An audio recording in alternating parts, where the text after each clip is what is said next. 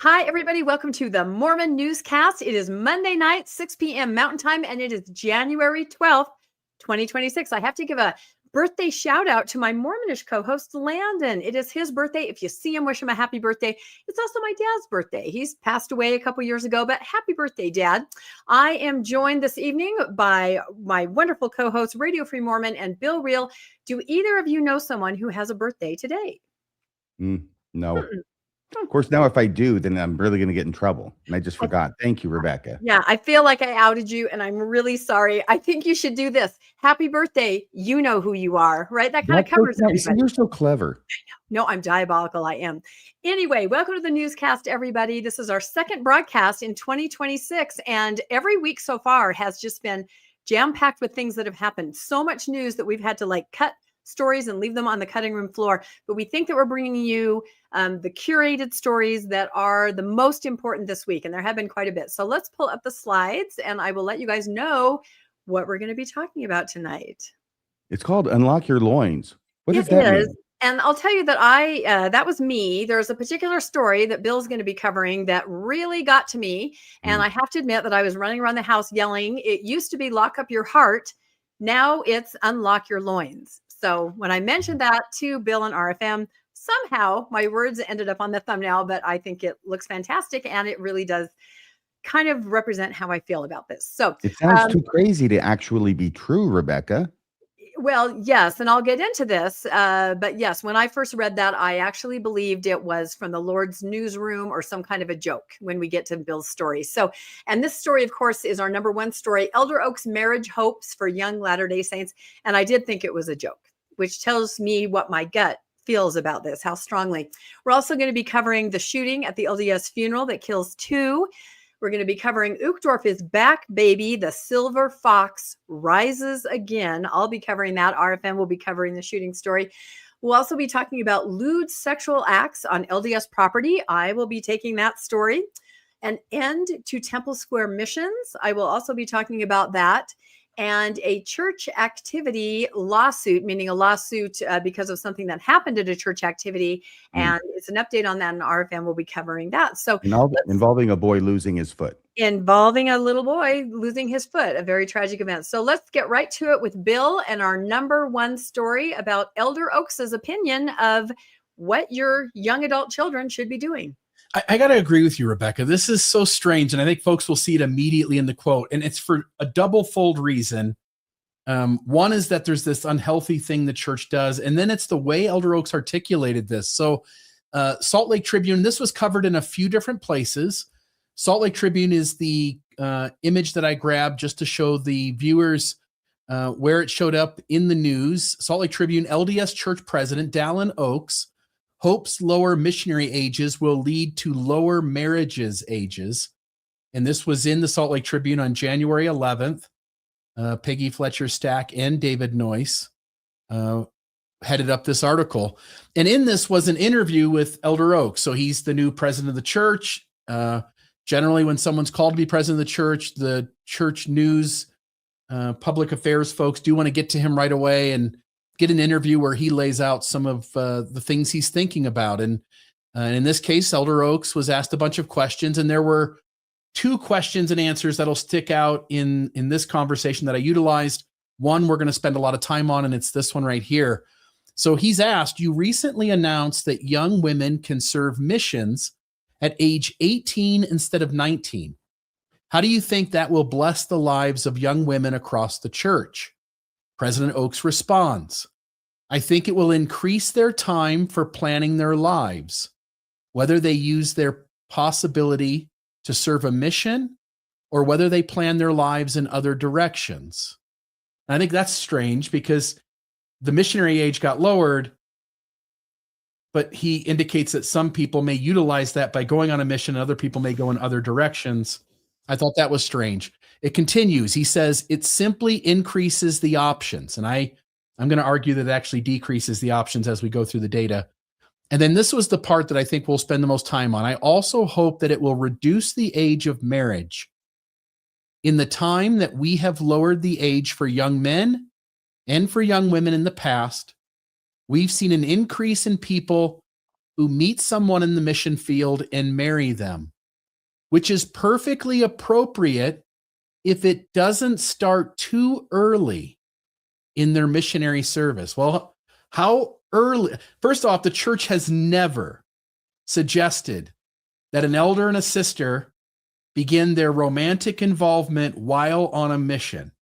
And what Elder Oaks seems to be saying here is, long as it doesn't start too early, an elder and a sister can start their romantic involvement on their mission. That's what he's saying. Now, okay, as a former missionary here. No, Did you go on a mission, Rebecca? I didn't go on a mission, but I sent many missionaries into the MTC. I'm sure you did. But regardless of that, as the only mission on the panel right now speaking, that is crazy talk. Mm-hmm. No, this is, as we would say in Japan, a kanwa. You can't do that. This is absolutely out of bounds. No missionary is supposed to do that. In fact, Bill, wasn't it within the past week or two that Colby Reddish was on the show? Was it Colby? I think it was.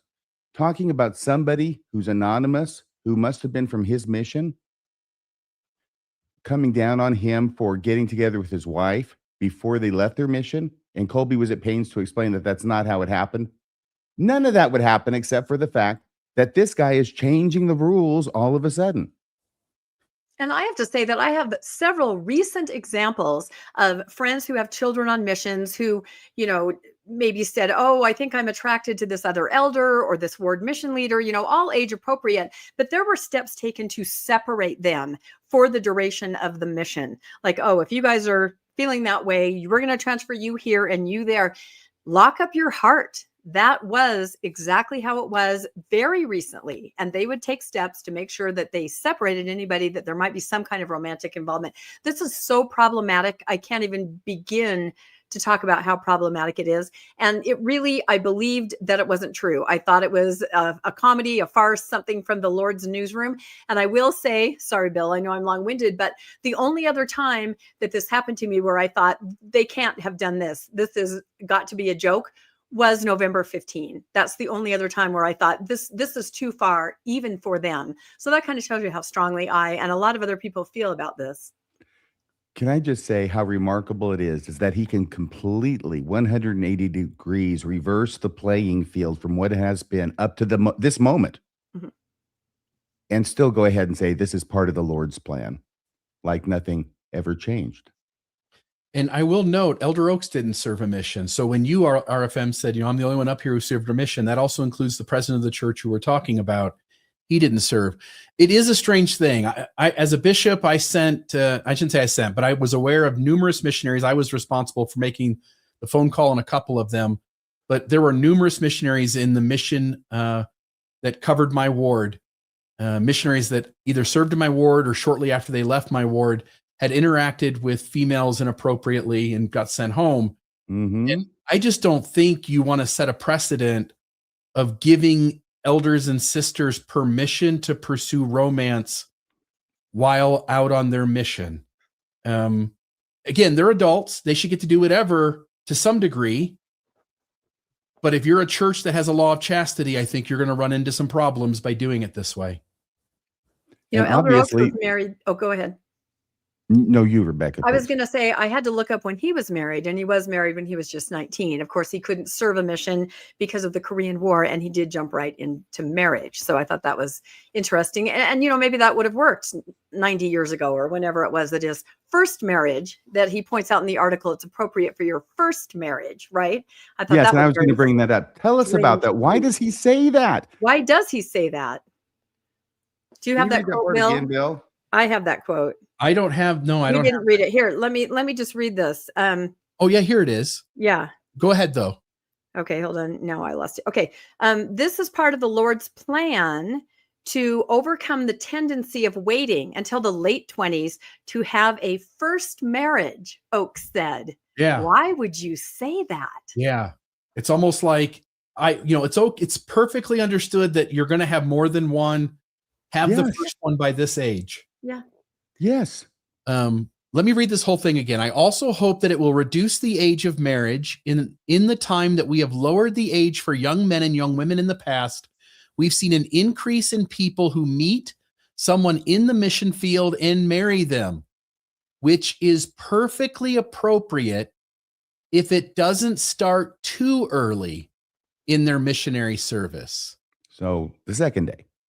I think it's part of the Lord's plan to overcome the tendency of waiting until the late 20s to have a first marriage. I think we will see a reduction in the age of marriages for Latter-day Saints. Okay, this continues to illustrate why it is church leaders should not sit for interviews.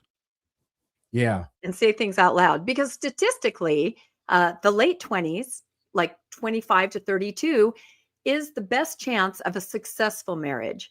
That 18 to 22, the worst chance statistically, can't even say it, of having, success in a marriage. And I just wonder if there's a point on a mission where the mission president will now call the missionary in and say, you know what, I've noticed that you've been, kind of hanging out and talking to Sister Brown. I give you permission to maybe step it up a little bit. And I can't even predict the kind of love triangles, jealousies, competitiveness, this kind of thing with a whole bunch of young people in a very unnatural environment. They're dating in a vacuum. There's no parental or family influence. You're not bringing the girl home to meet parents, anything like that. You're in this strange competitive environment with people. It's like the Hunger Games for dating, or the Squid Games. I can't even imagine what these mission presidents are going to have to deal with. They already do when the mandate was keep them separate, transfer them. Now, are they being told to kind of encourage that? And how far does this go? We all know people that were sent home for, acting on it, and not even like completely acting on it. So yes, and now he's saying it's completely appropriate. Exactly. Of course, it still won't be to act on it, I imagine. But, how many times as a Mormon do you hear the sermon about your thoughts lead to your actions? Yeah, it reminds me of Reverend Moon. You know what? Let's just put these kids together and match them up. It reminds me of sort of a Warren Jeffs kind of a scenario. I don't want to say sex trafficking. Maybe that's too harsh. But the idea of an outside entity with power over young people, trying to put them together in that kind of a way, in sort of a mass setting. I don't know. It's just icky, if I can use those words. And I do mean it much more strongly than icky. Yeah. I'll just say here too, if this answer to this question had one little glitch in it, we might say he misspoke or they misrepresented what he said. The fact that this has 3 or 4 problems in it says that it's exactly what he said, and on some level intended. Or he's really losing it. And that's possible too. He's old and he's frail. And who the heck knows if the answers to the questions are coming from a stable person or a senile person at this point. I don't know. I will say that this is very different than the Mormonism I grew up in as a young adult, thinking that missionaries were supposed to just completely, as you say, Rebecca, lock up your heart. And now, to the title of the thumbnail, now it's time to unlock your loins. So we'll see. I did want to point out another thing that's really problematic with this. And I just want to note some of the research.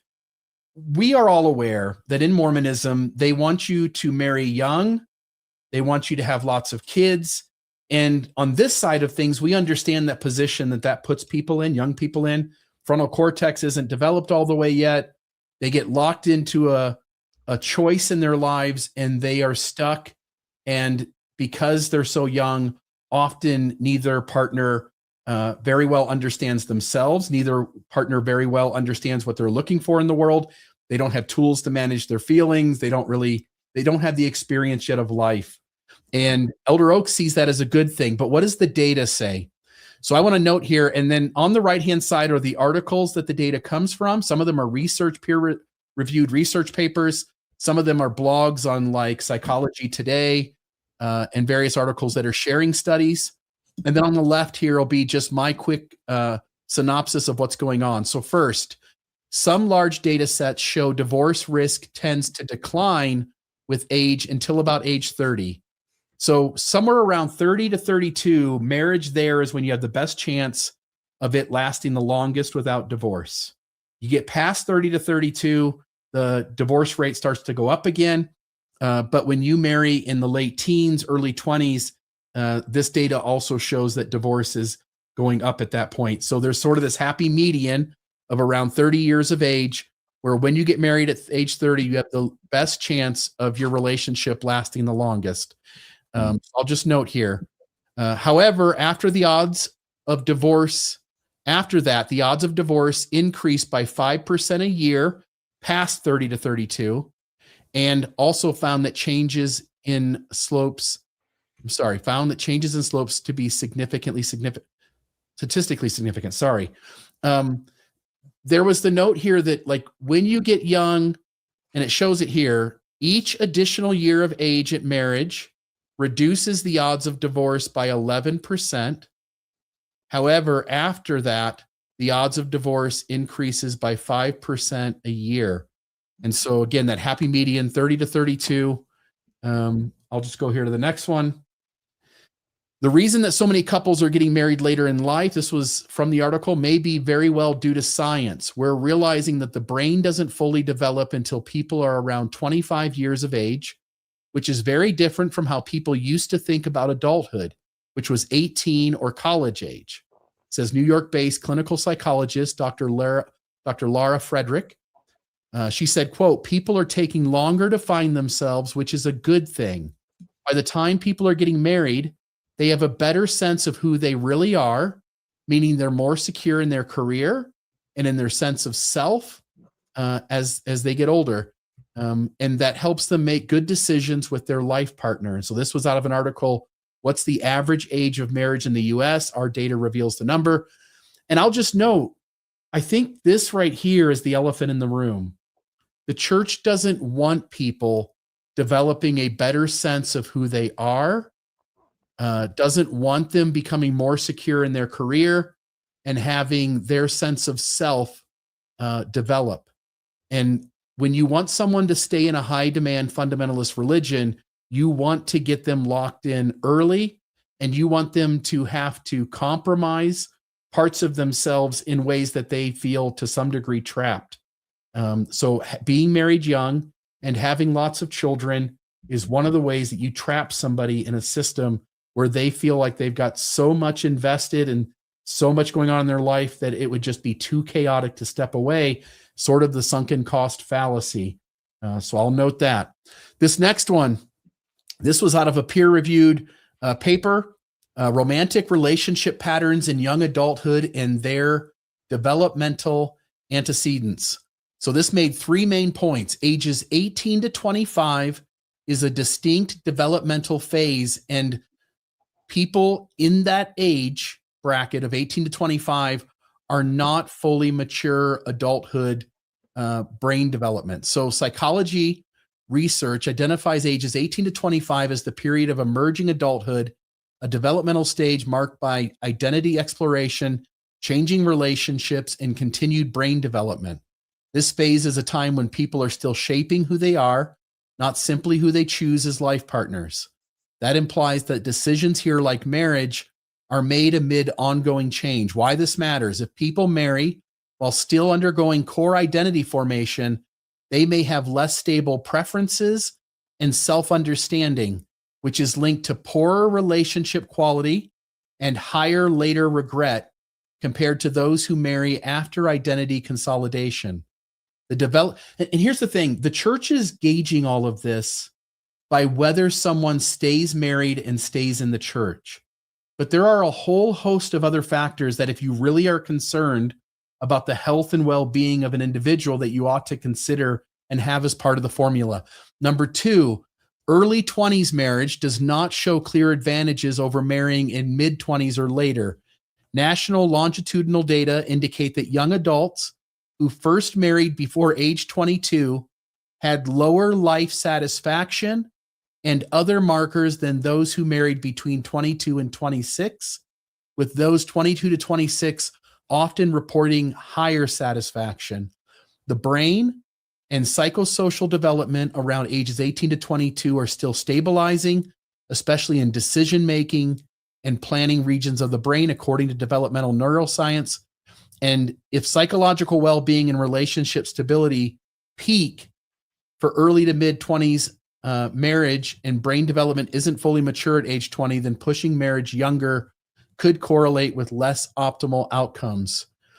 And then number 3, the romantic relationship patterns in emerging adulthood are variable and often unstable.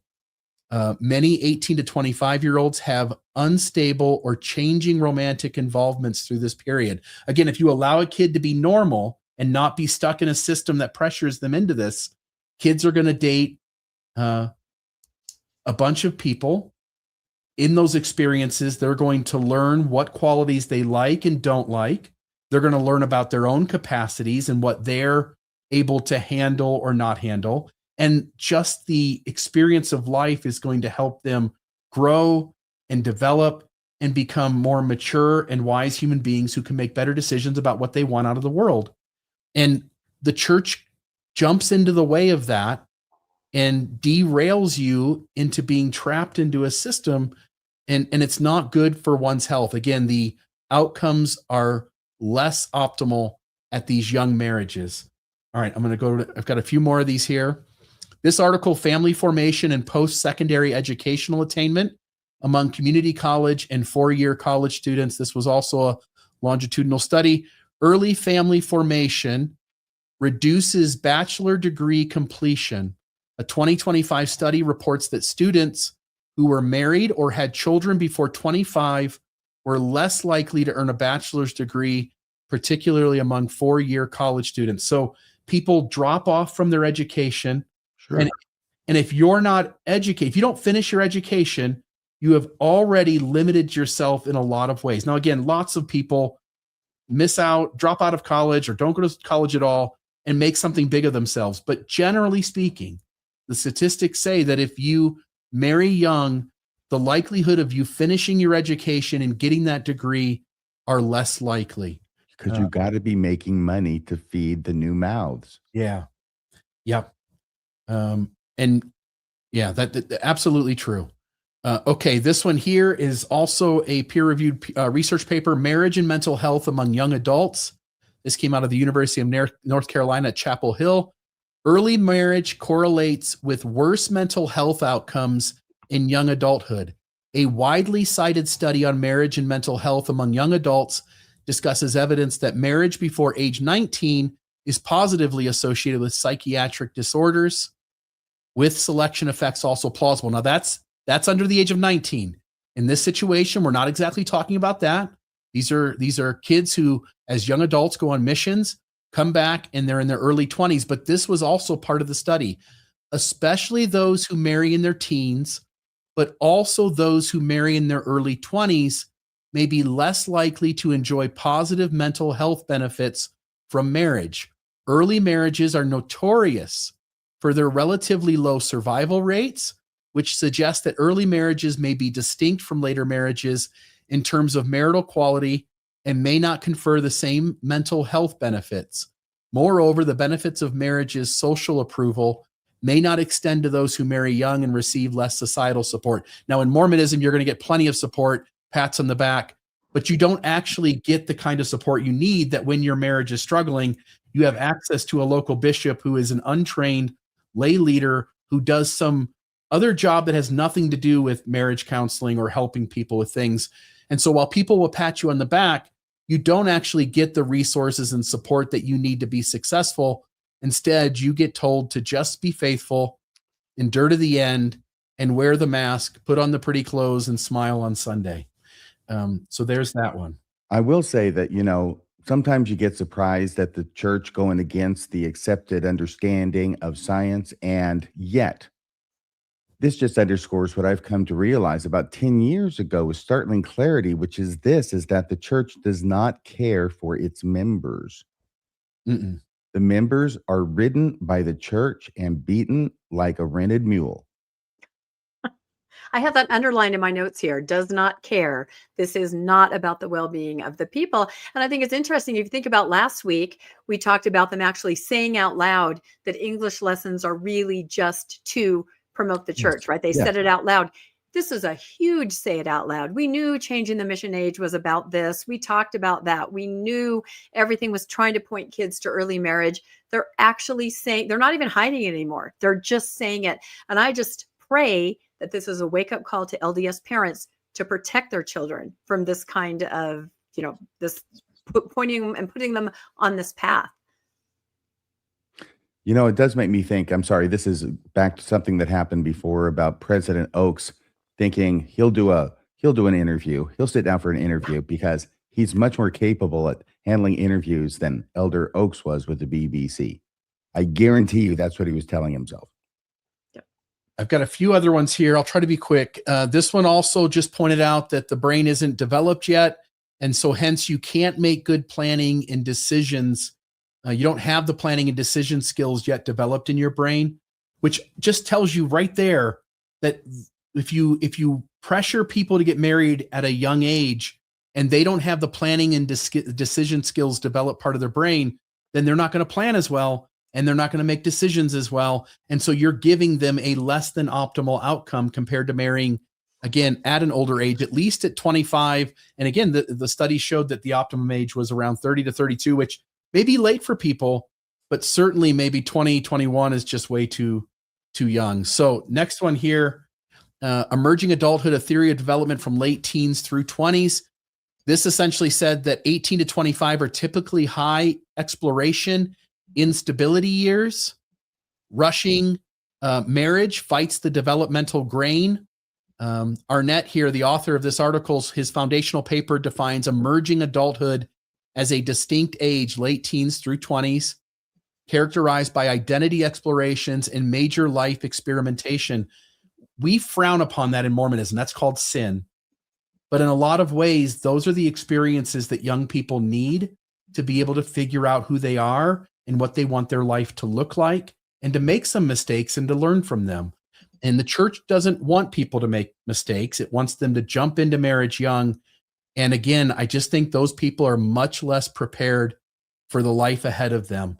Okay, this one here. The church apparently also does not feel like it's enough to have people go to church and go to conference and go to all their meetings. They have to be in the lives of the members 24/7, from womb to tomb, from birth to earth. And what Rebecca had pointed out to me, either today or yesterday when we were talking, is that, of course, you get through high school. Your last year of high school is getting ready for your mission, guys. Then you go on your mission as soon as you graduate. And then during your mission now, you start courting your future wife, who's a sister missionary there with you. And then you get home, you get married, and you go to the temple. Now you're locked in with the real serious covenants. And that is what they're trying to do, as well as create new Mormons, of course, is that they're trying to get them to the temple because their statistics say that once we get somebody to the temple, they're more likely to not leave the church. This is entirely about perpetuating the church and not about the well-being of the kids that you're pressuring. This one, these are human beings. Yeah. President Oaks, you're playing with the lives of human beings who look to you and trust you to do what's best for them. Yeah. This one I thought was a big one. Younger marriage is linked to higher intimate partner violence risk in large cross-national data sets. A 2023 pooled analysis finds steep reductions in past year intimate partner violence as age at marriage increases, continuing declines up to the early to mid 20s. For broader health outcomes of marriage under 18, a 2022 systemic review summarizes links to intimate partner violence and other harms. What they're saying there is under 18 and under, the rate is really high. And then little by little, it drops off till you get to the mid 20s. And so in the really early 20s and in the teenage years, people at those ages marrying are much more prone to being in a relationship that involves domestic violence of one sort or another. And I think we all intuitively understand that young people don't have the capacity to manage their feelings yet. They don't have the tools and resources to know how to lead a life and to handle themselves when they feel agitated or activated. And marrying young leads then to more violence. Okay, so there's that. This was the 37% rule. One article talked about the best way to get a healthy relationship is whatever your goal is. Say you want to date 15 people to sort of figure out what you need. The very first 5, you just automatically don't form a long-term relationship with. All you're doing there is collecting data. So you get through the first third thereabouts without making any decision to move into that relationship. Even if you're afraid that that might be the best person that ever comes along, they say statistically, if you take time and get to know a handful of people and just automatically you date them a few times, you learn who they are, you kind of figure out, I don't like this, I do like that, let those people completely go. And then it says when you get to the next 2/3 of whatever it is you're willing to sort of explore, the moment you find a person that was better than those first 5 you ditched, that's the person you form a relationship with. And that you would automatically, in a sense, have a person who's better than what you've already let go.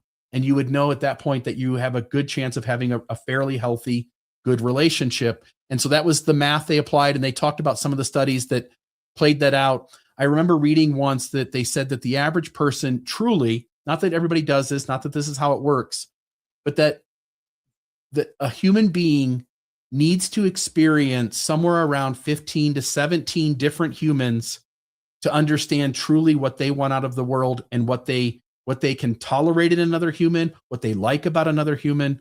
But I also acknowledge that when we get later in life, when relationships start, the divorce rate starts to go up higher again too.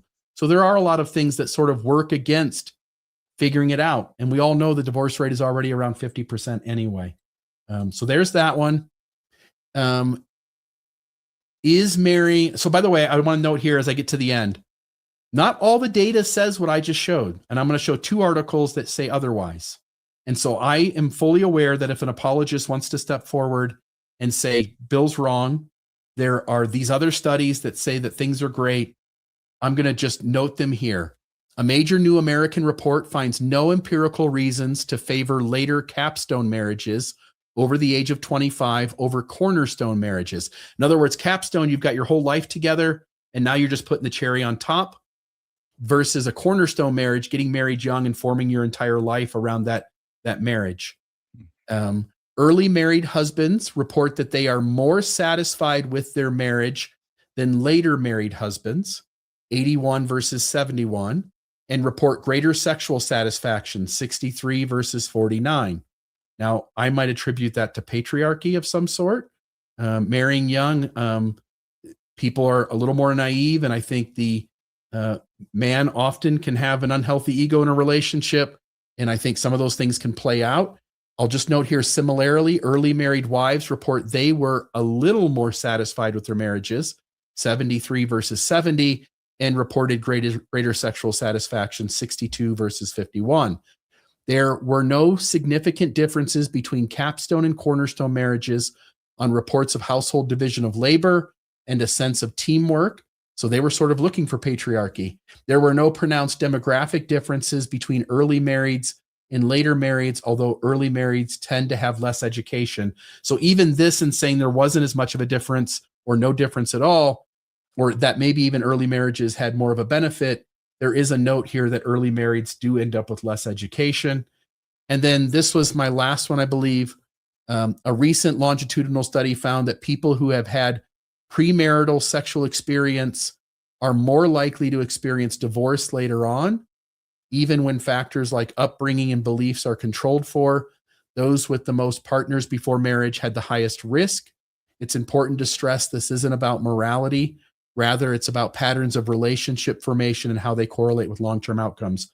I'll say this really quickly. On this one here, I wonder if the higher report of satisfaction has to do with having less experience, being more naive to what is possible in a relationship, and hence, because you don't have the experience, you think higher of what you do have than what it actually is. And I'll say too of this other one, judging something based on solely divorce, I think looks at relationships the wrong way. If somebody's in an unhealthy relationship, or it's not meeting their needs, or it's unsatisfactory, there shouldn't be such a stigma on divorce.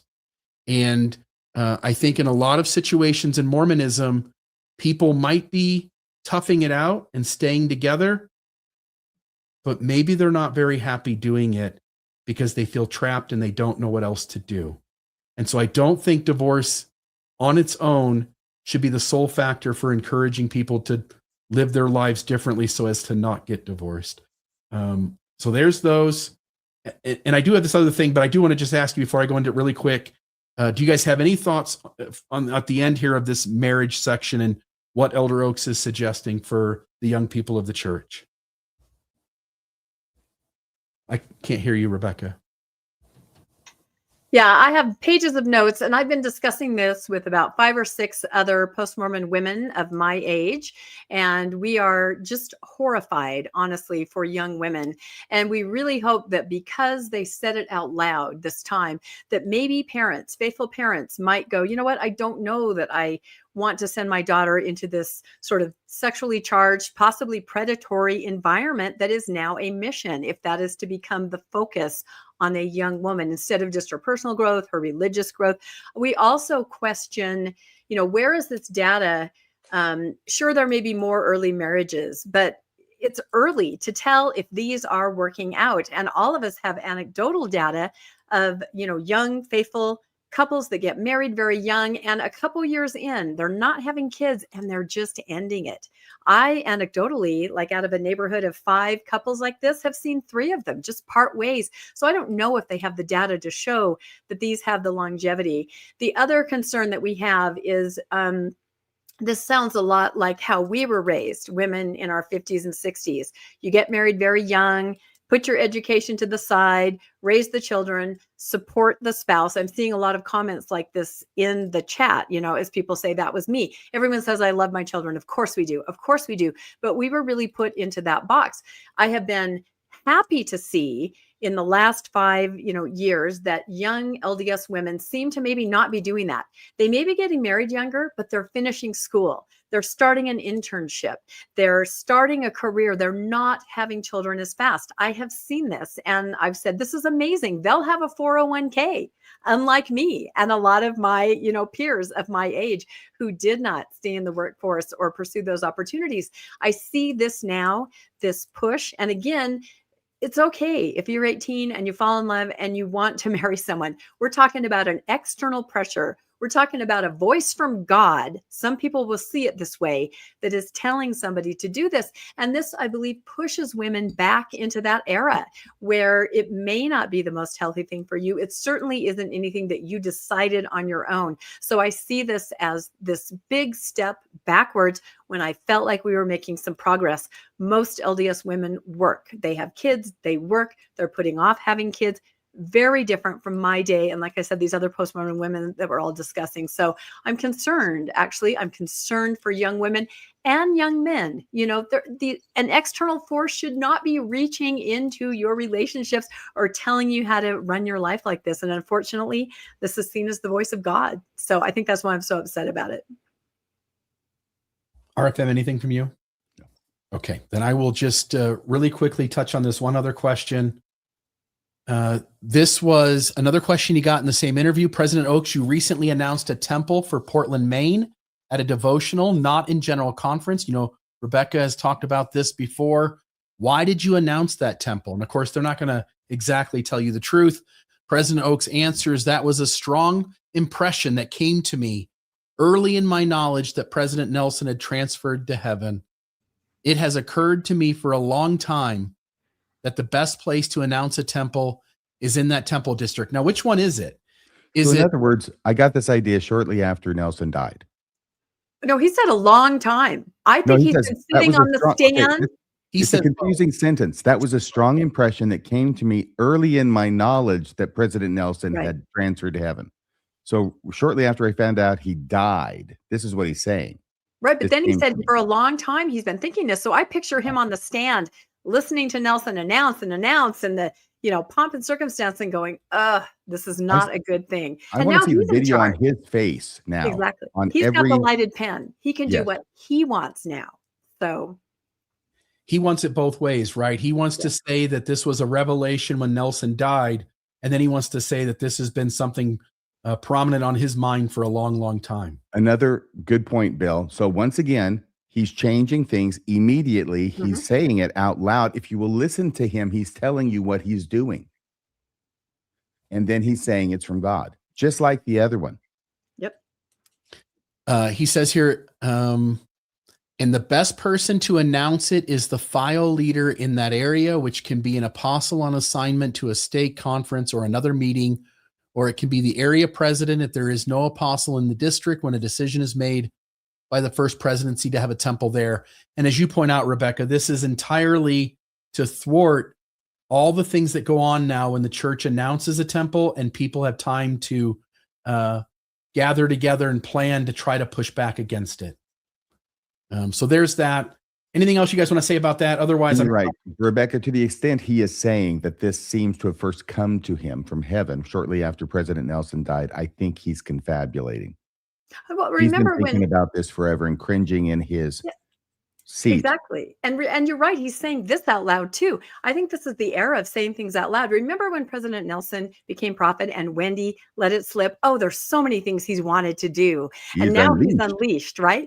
This is what President Oaks is saying. And if you read the last part of the quote down there, he says, "I will continue to have it this way as long as I have influence." If you put it back, you can see that he is admitting that his influence, which is supposed to be the voice of the Lord, where is it that he says it? As long as I have influence. Let me see if I can read it, because I thought that was important. Anyway, he's admitting that he knows when the next person in charge is there, they will probably also change everything that he's doing. So I thought this was a revelatory quote in letting us see how it really works. And he knows he's in it for a short time.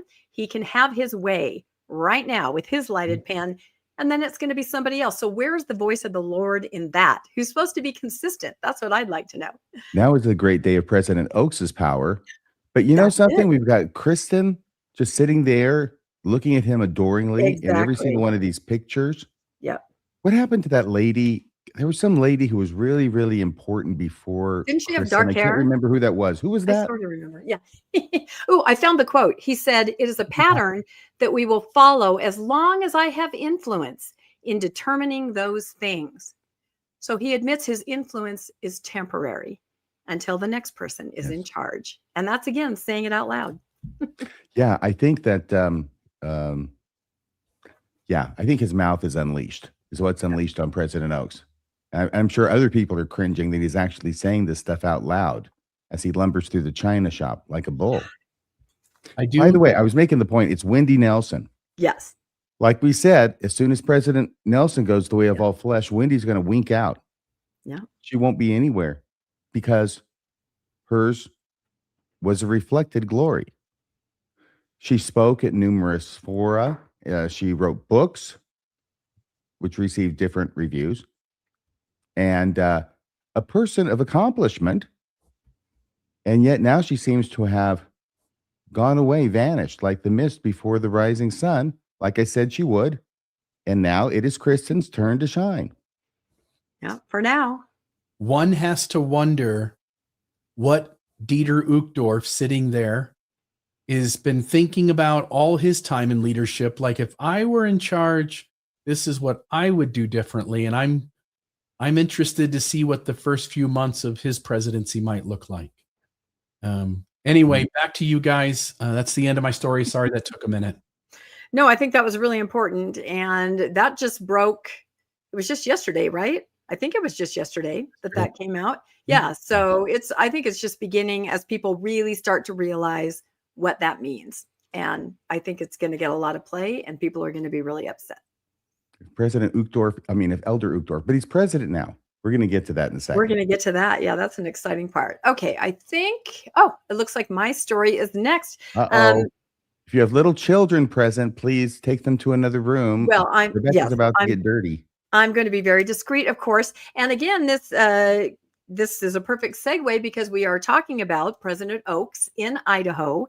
And he was there giving that interview as he was dedicating the Burley, Idaho temple. And here we are talking about Idaho and some sort of unsavory things that are happening. The headline is Rexburg LDS churches boost security after reports of men entering the building for sexual acts. What is I this mean, thing on the right? It looks like Johnny Five. yeah, it's it's recording equipment, right? Because this is what Oh, they're saying. And I was going to say, who can't not read this headline if you see this, right? You're not going to go, you're going to go, what? So um, I kind of did a little summary here. It says local law enforcement in Rexburg, Idaho, have stepped up patrols around Latter-day Saint Meeting House after reports that unknown men have been entering the church property and engaging in lewd sexual behavior inside the buildings. According to Rexburg Assistant Police Chief Gary Hagan, officers are increasing their presence, especially at night, even though, and this is kind of important, there is no formal open criminal investigation at this time. so what are the officers doing at the building? That's my question. What entity could possibly call upon all the officers to patrol their building? We'll find out. The move aims to deter further incidents and enhance safety around the religious facility. Okay, so, and of course, I have some youth playing basketball there. It says the heightened security follows a letter that was sent to local LDS church leaders in both Rexburg and Idaho Falls from two regional leaders within the Church of Jesus Christ of Latter-day Saints. The emails, whose authenticity has been confirmed, so these were not, because we have had a rash of not real emails, right? But apparently these were real, described an ongoing issue with unidentified men entering the meeting house and engaging in sexual acts, sometimes recording themselves. And I actually think that's what it's about. Like, it's kind of a niche. Maybe you know or don't know, but like guys dressed like missionaries, and there's a market for this kind of material. Let's just say that. The occurrences reportedly took place on weeknights at times when youth activities were in progress, raising concerns about possible exposure of minors or other churchgoers to inappropriate conduct. Imagine playing basketball, chasing the ball out into the hall, perhaps the Relief Society room, opening the door. Oh my goodness. Yeah. What might you see? I don't know. The church correspondence noted that one individual was arrested in 2025, so just last year, for similar behavior, but the church leaders don't think this is the same person that's involved in these current incidents. Document or public records of that prior arrest could not be independently verified by the news outlet. So even though the church in its letter says somebody was arrested last year for that, be careful, the news outlet was not able to find that information. So that's kind of interesting. As a precautionary measure, temporary cameras have been installed in one meeting house. Now, we've had lots of different episodes where we've said, why aren't there cameras? Things that In happen in every meeting room, houses. down every Yeah, hallway, we in say every this all meeting the house, time. Yeah, except and for the restroom. exactly. But in this case, because somebody is coming into the meeting house and desecrating it, they are willing to set up temporary cameras. They also, let's see, the cameras have been installed in one meeting house in Rexburg to monitor the entries and exits, and police have requested special access to buildings when they have reasonable suspicion of intrusion. So they can just kind of burst in there, I guess. So despite these concerns, church activities have not been canceled, heaven forbid, and local police agencies in Idaho Falls and surrounding counties say they are not currently investigating any active cases. So they've just been warned basically by the church. Now, the news outlet asked the church for a comment. No comment. We're used to hearing that, right?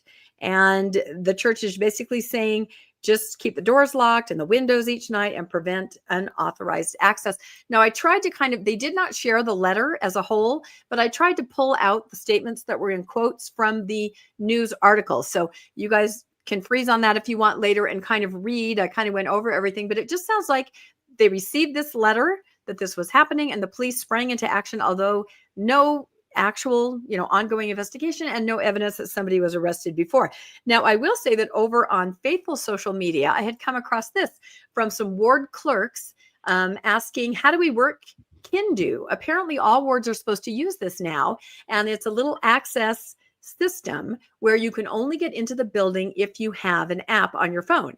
And so say the young men are going to play basketball, you give the leader the code for that night, he unlocks the door and you go in. So apparently this is church-wide. This is from the church site. I guess these buildings in Rexburg are not using it. or maybe somebody got the code, but they are trying to limit access. I remember going into the building when I was a youth, and it was a free for all. Anybody could have been in there. I brought all my friends who weren't members of the church. We would, go to activities, run around the halls, use the phone. It was a free for all, and there's no way to monitor everybody. So anyway, interesting scenario, and we will, I guess, keep an eye on it and see if there's any actual more concrete information about what happens. Any thoughts from either of you about lewd acts in the Rexburg church buildings? Lots of them. Yeah. But I just have one question for you, which is, how is it the church came to understand that this was going on in this building? This is what is very unclear. Very unclear. I do not know. Self-reported? I have no idea. Somebody talked about it. I mean, they somebody might have seen something on the dark web or whatever. Hopefully Right. not the bishop. Right. But I don't know that. I mean, pretty much every ward building looks kind of the same from the inside. Mm-hmm. Unless somebody caught them, told leaders, but it sounds like it was from the top up.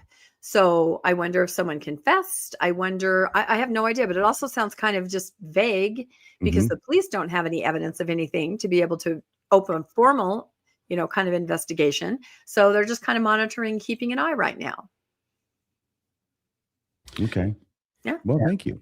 I don't have anything necessarily to add. I think it is a strange thing that people are using ward buildings in some way that's not approved, and we don't get a lot of details, and that seems sort of intentional as well. So The church is so desperate to get people to church. I'm surprised they called the cops. Well, that's probably true, but I do know that there is entertainment out there that they film things in church buildings. Like what? There's a huge market for people that are dressed in garments or missionary attire. Really? I've never seen it, but I've been told. And You filmed get in extra church points buildings. if you're doing it, filming it inside of a church building? Yeah, it's kind of a niche, Yeah, no, everybody go Google it. Yeah, I don't. didn't know that, Rebecca. Yeah, no, it's true. It's I'm true. wondering how There's you do, but I'm not going to ask. missionary porn and garment. Yeah. If you can imagine it, somebody wants to see it. That's I it. can't Let's imagine move on to that. our next story. Oh my goodness. Oh, And this yeah. is an RFM story.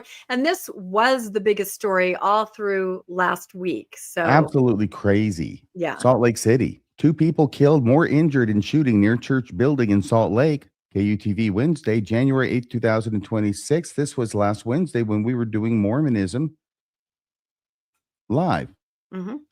2 people were killed, more injured in a shooting near a funeral service at a church building in Salt Lake.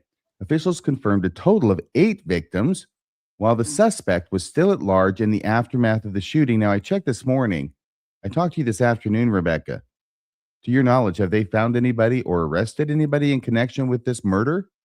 No, they haven't. And in fact, the police have come out and made statements, sort of careful statements, but basically saying we are having a challenge with cooperation. So a challenge because they're getting not going to squeal information. on their brothers, or the cops are the common enemies to certain Yes. factions. Yes, and they're calling it a challenge with cooperation. So although I have seen a video where must have been the bishop or a church leader that came into the meeting as people were being held afterwards, as you would, so that and said, please cooperate with law enforcement. They're going to be here. They're going to talk to you.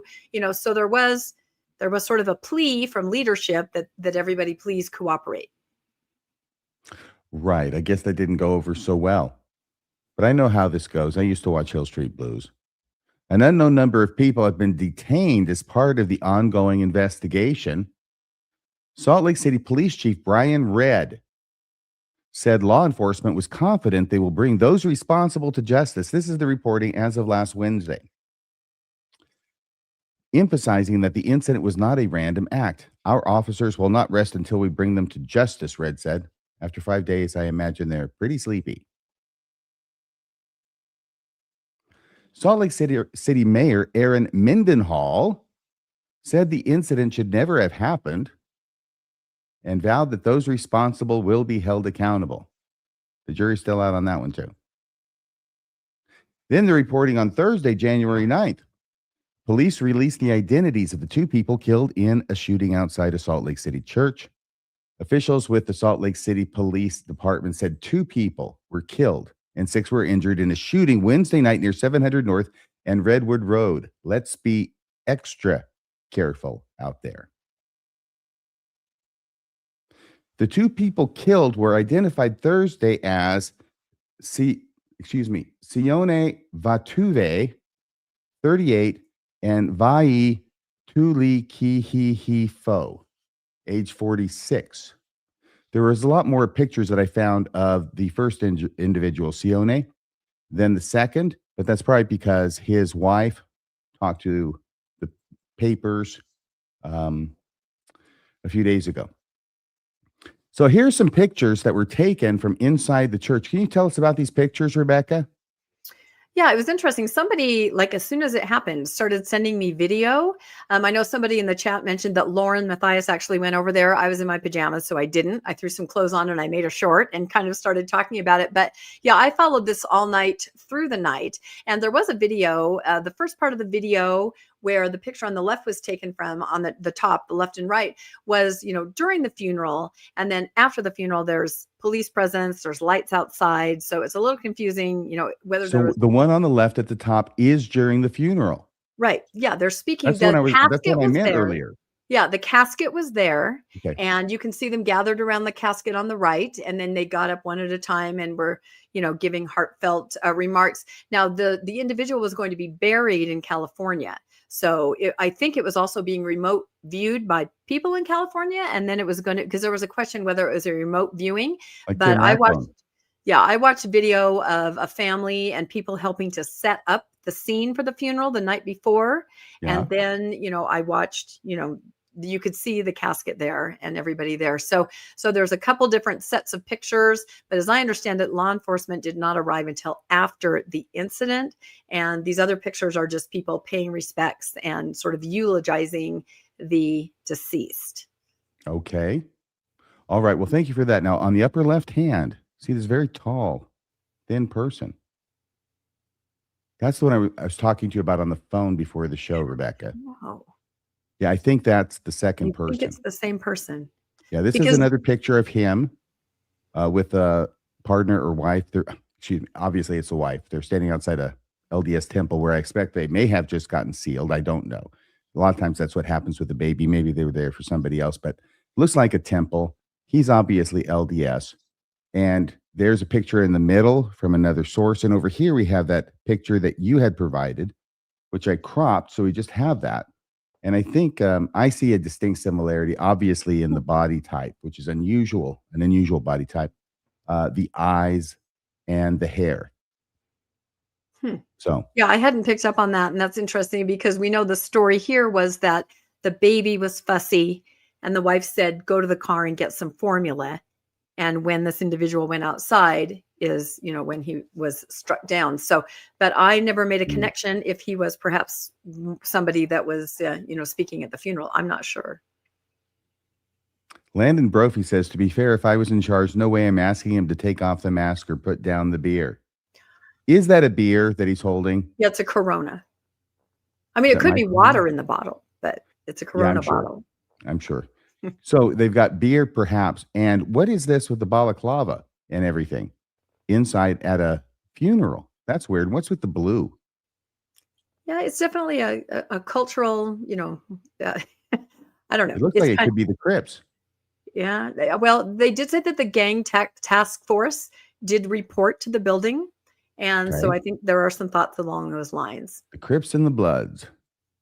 The deadly incident took place while a funeral service was being held in the Church of Jesus Christ of Latter-day Saints meeting house. Police said the shooting is not believed to be a targeted attack against the faith. Police believe some funeral attendees got into a dispute, which prompted the shooting. Several people were detained and questioned, but none have been arrested as of Thursday morning. Now Monday evening, still nobody's been arrested, apparently. Red said some people are being less than cooperative with investigators, and I'm guessing that's all the witnesses. He urged anyone with information to call Salt Lake City's non-emergency line at 801-799-3000. That number, once again, in case anybody in our audience happens to know anything, please call this number as well, 801-799-3000. Then Friday, January 9th, 2026, this report comes out. The family of Sione Vatuve, the 38-year-old father who was fatally shot outside of a Church of Jesus Christ of Latter-day Saints meeting house, spoke out publicly for the first time. That's his family. Since Wednesday night shooting, they described a smart and loving man who was on the path to turning his life around. And when the family of somebody says that, you know exactly what that means. Vatuve was shot and killed after attending a funeral on Wednesday evening. 8 people in total were shot, 2 fatally. 5 other people are being treated for non-life-threatening injuries. Police do not have anyone in custody and have not released new details or identified suspects. Christina, Vatuve's wife, was not at Wednesday's funeral, saying her husband told her not to go. Yeah, don't go to the funeral. It might be dangerous. You stay here, I'll go. And Christina understood it the same way. She says, I would have been there. I never left his side. I feel like this was his way of looking out for me, said Christina.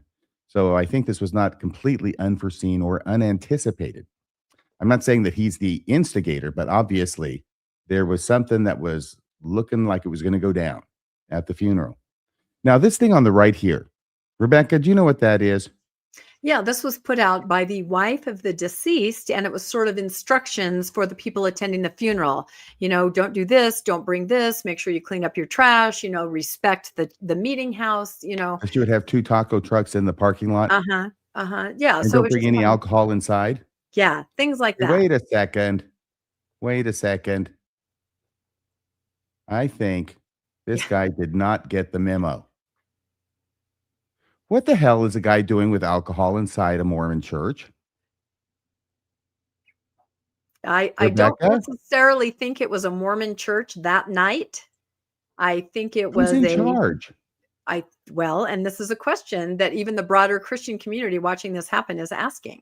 Who is in charge? This is crazy. Where's the bishop?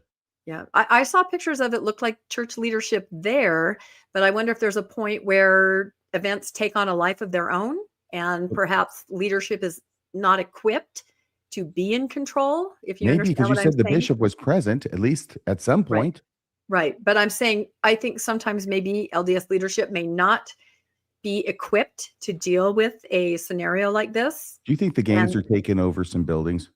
You know, I'm not going to say that out loud. I'm saying that the leadership may not be equipped to deal with some of these scenarios, and it takes on a life of maybe its own. gangs are taking over some church buildings in downtown Salt Lake City.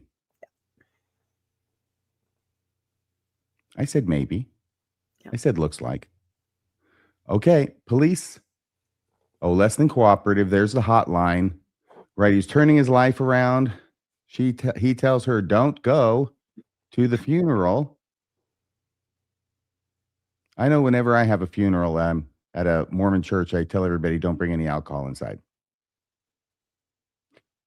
I didn't think, this is his wife, Christina. I didn't think with how he was moving, I didn't see his manner of death coming. In other words, she thought he was turning his life around. Apparently he was. But of course, that raises the question of what is he turning his life around from? And that's what I meant when I said earlier. And I think we all know what that means. Right. He had been, as I understand it, in prison for 12 years and then had gotten out and was becoming a social influencer, speaking for, you know, you can make a difference, you can change, you can turn around, kind of a voice in the community for positive and for good. Okay.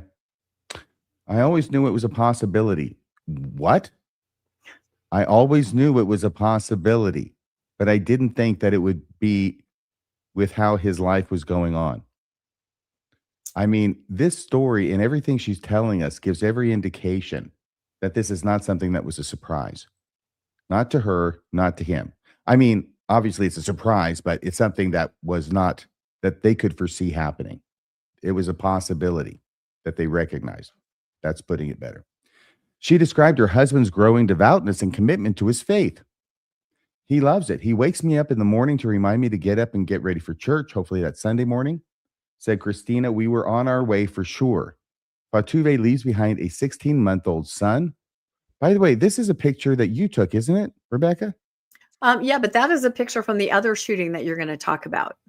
I knew that.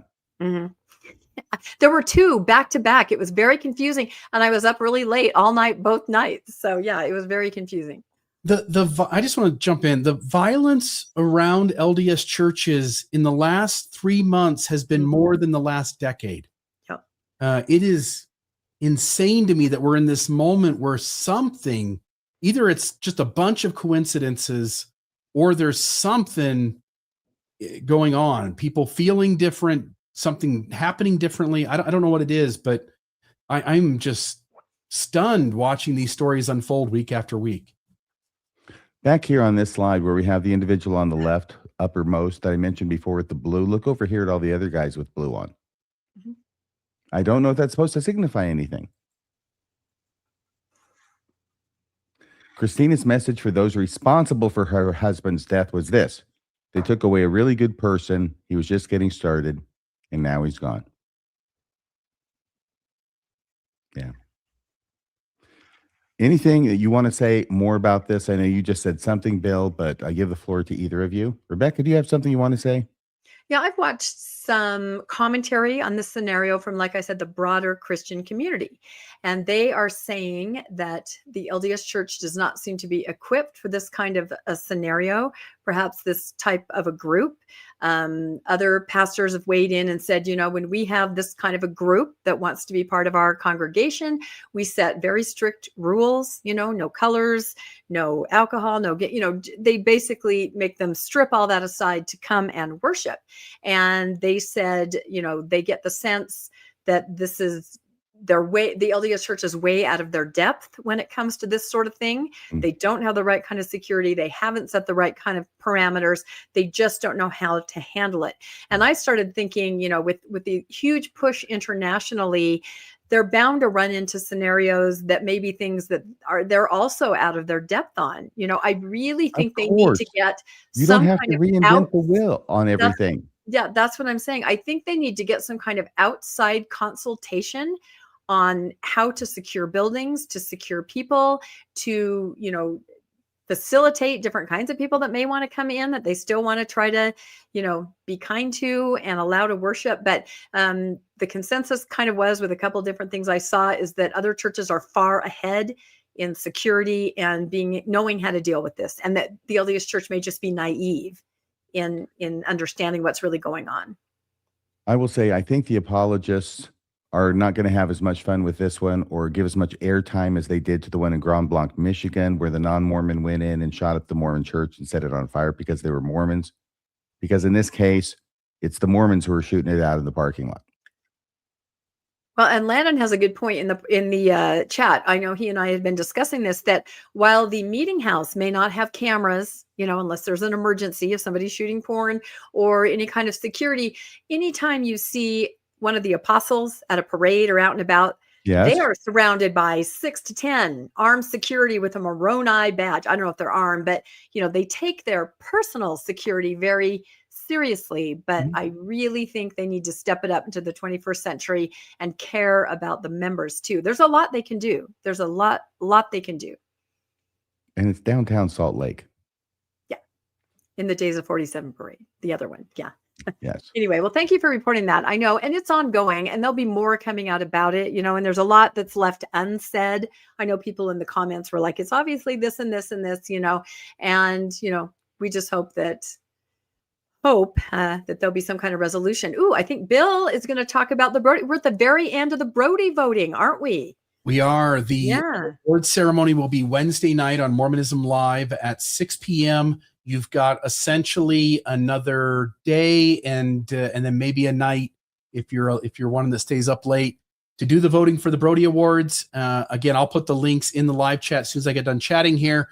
I'll also put it in the synopsis of the show down below. But folks, if you haven't voted for the Brody Awards, please do that, and then tune in Wednesday night, 6 p.m. Mormonism Live for the awards ceremony to see who the winners are of this year's last year's 2025 Brody Awards. Yes, Bill and I will be hosting the episode. It's going to be a lot of fun. It's the first time ever. It's going to be broadcast. It's going to be broadcast live. So we're really excited about it, aren't we, Bill? We are. This will be a great opportunity to give recognition to those creators, both who got nominated and the winner in each category.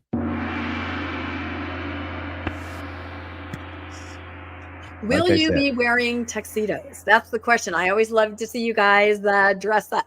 You Well, look I good. will be. I can't speak for Bill, but this is an important occasion, and from my point of view, it deserves formal wear. I will be dressed nicely. There you go. Tune in for that, if nothing else. And I will say that, go through those Brody Awards and take screenshots. There are so many things in there you may not have heard of, a new podcast or a book or something. It is, if people say, well, what's in post-Mormonism that I can read or watch? There it is. You have hundreds, at least 100, ideas of where podcasts you can check out and books and everything. So anyway, take a look at those. And somebody said it's broting, not voting, because we're voting for the Brodies. It's broting. So anyway, we have one more day. I thought that was funny. The brot is noted. Yes, exactly. All right. This was another, it seems like I said, we are on a speeding train heading toward the brick wall of Mormon news, because there were so many stories this week. So I'm going to take this one, which was a huge announcement just a couple days ago. The church announces a new missionary approach on Temple Square. And we're going to talk about this because maybe not everybody is aware of what the old missionary approach was.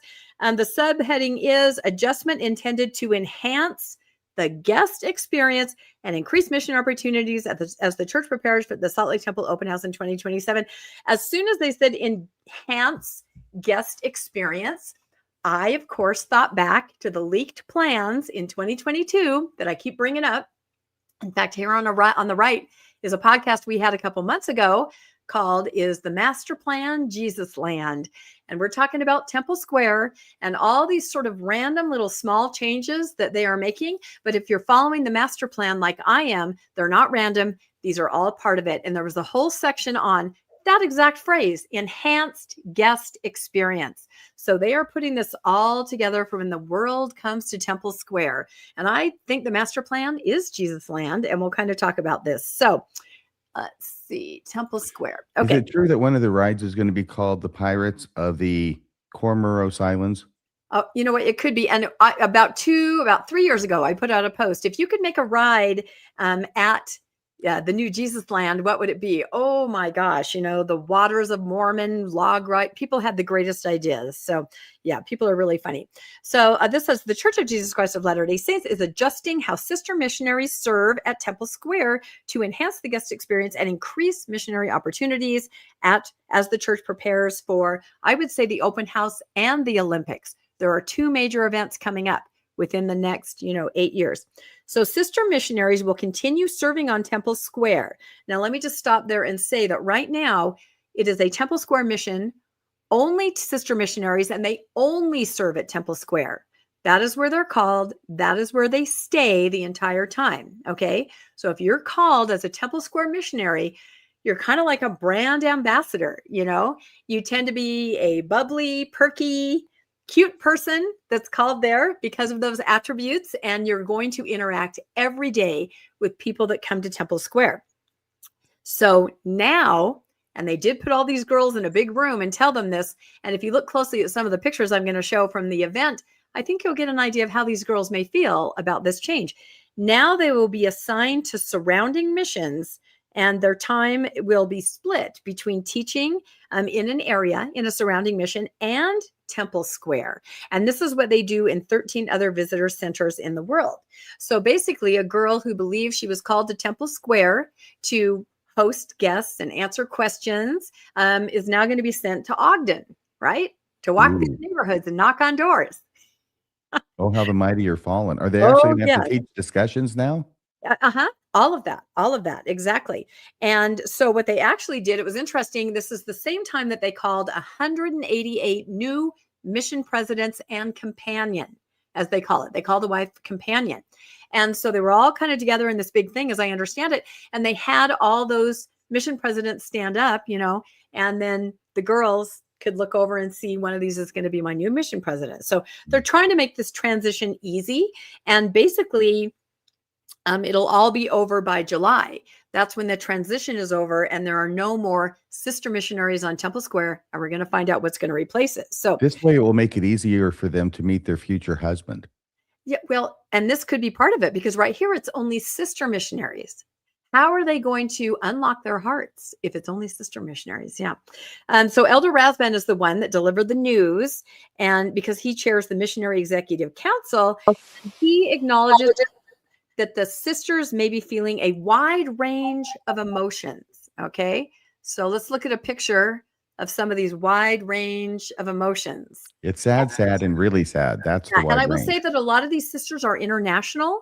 So there's this huge international flavor, and all these girls get to meet together and work on Temple Square. So he says, Elder Rasband, I bear witness that Heavenly Father and Jesus Christ know you and love you. Okay, he's trying to make them feel better. And he testified that the Lord is hastening his work. Of course he is. That's important. This is the Lord's work. You are a part of it, says Elder Rasband. You are the pioneer sisters who will begin this now. Others will follow for years in this new model, but you are the first. So definitely trying to make them feel that although this transition may be shocking, that, the Lord is aware of them and that this is going to be, going forward, what needs to happen. Isn't this another thing that we're hearing all the time, or maybe I'm hearing it with new ears, which is what you just had reported. Elder Rasband is saying, this is the Lord's work. You are a part of it. Yeah. We've had it screwed up until now, but now we figured out the way God really wants it to go. Yeah, very interesting, isn't it? And let's read this next quote. He says, while this adjustment has been in the works for a long time, yes, it has. Leaked plans in 2022 and maybe even before that, right? And again, these leaked plans were based on user surveys of people that were on Temple Square, just tourists, and they answered questions. And the things that they said were, I don't understand anything about Mormonism, just walking around looking at buildings. I don't understand anything about the mission here. And I'm a woman or a minority and I feel uncomfortable. Those were some of the results of the survey. And so, they're trying to now reimagine and re-engineer the Temple Square experience to address some of these things that people were feeling when they came to Temple Square. It wasn't necessarily positive as far as the survey. So he says it's been in the works for a long time, but this was given to us from heaven and a user survey. He didn't say that. I added that. Sorry.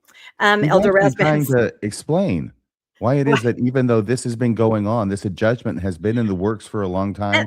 And that is what I given said. To us from heaven. How do those two things exist in the same sentence? He's don't arguing understand against that. himself. Yeah, if heaven gave it to you, why would you not implement it right away? I have no idea. He like goes from on the beginning to say, instead of, 2026. Yep, he goes on to say, I want you to know that this work is led by the Savior, Jesus Christ.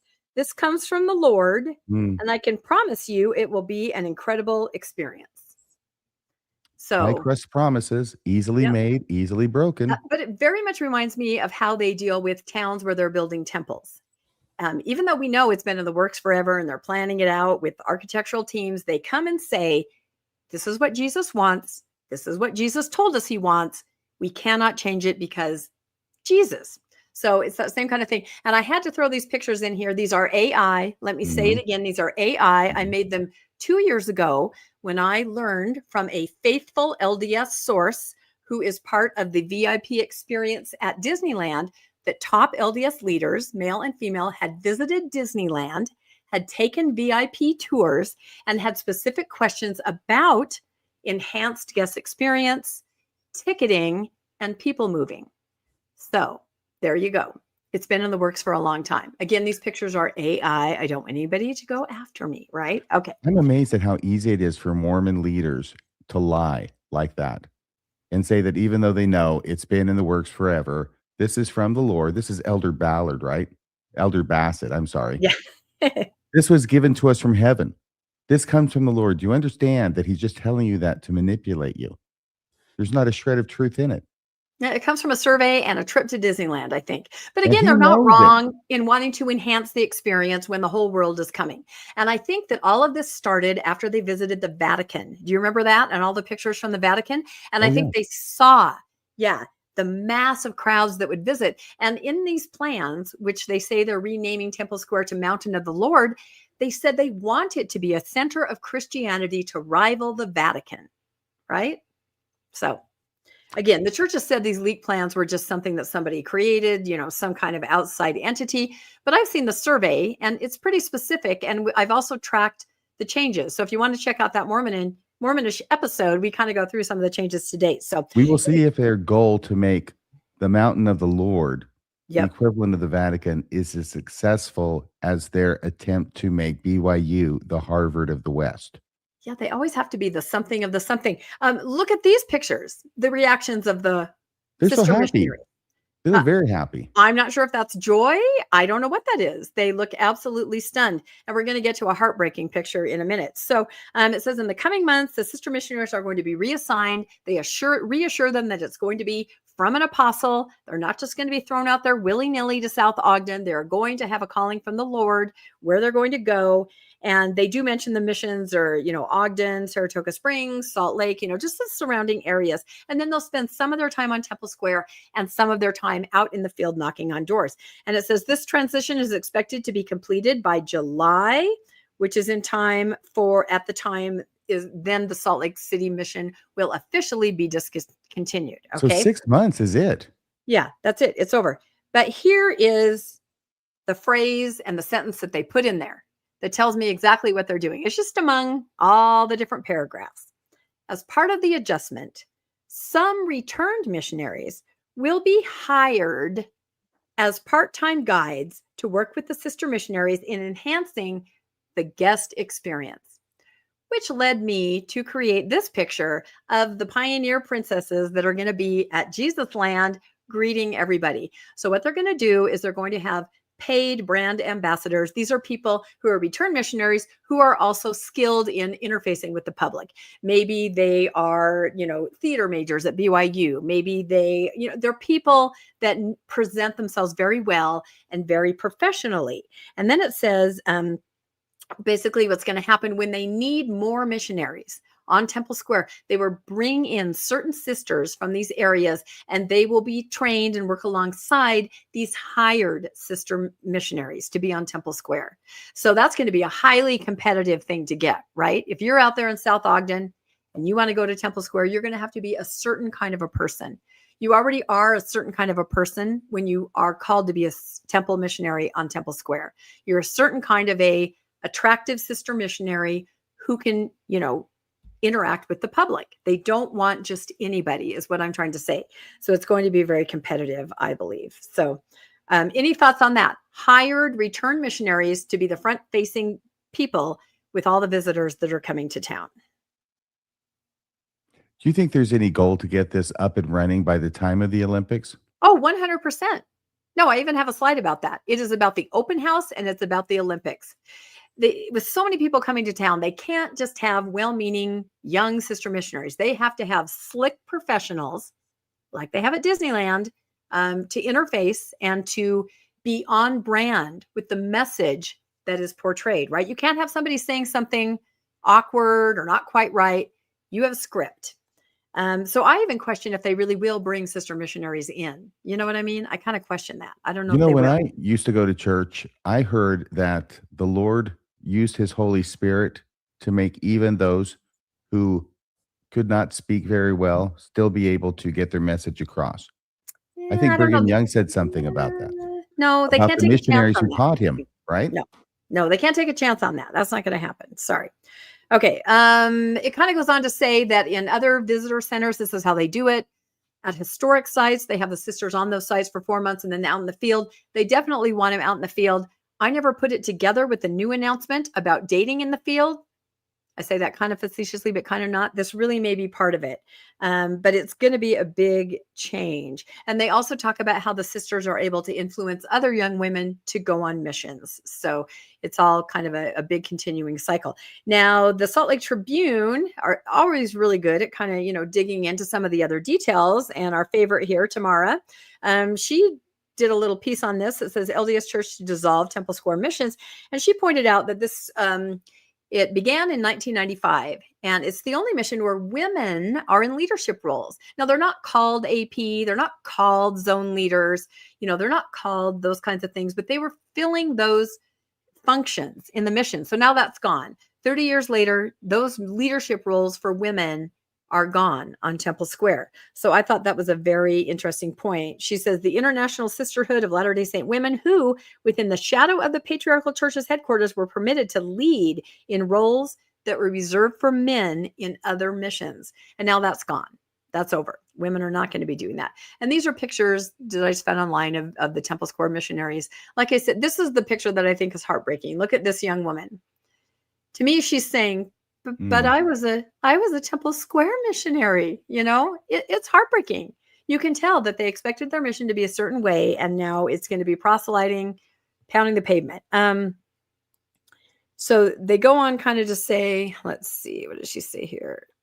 Yeah. Okay. Nobody expects God to change his mind so abruptly. Well, no, but it's been in the works forever and then suddenly changed. Oh, that's right. I forget. Yeah, exactly. So some people that have served on Temple Square before say this is not great. It gave a lot of women empowerment, opportunities to meet with women from all over the world who were serving there, because they do want to have an international flavor there. And this woman who is a former missionary in Temple Square says it's a divided focus and it's going to dilute effectiveness in either place.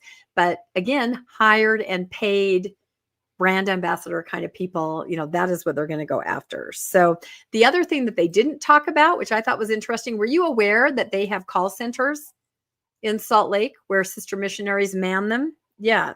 Referring to the less visible proselyting performed by the Temple Square missionaries in call centers full of computers and headsets.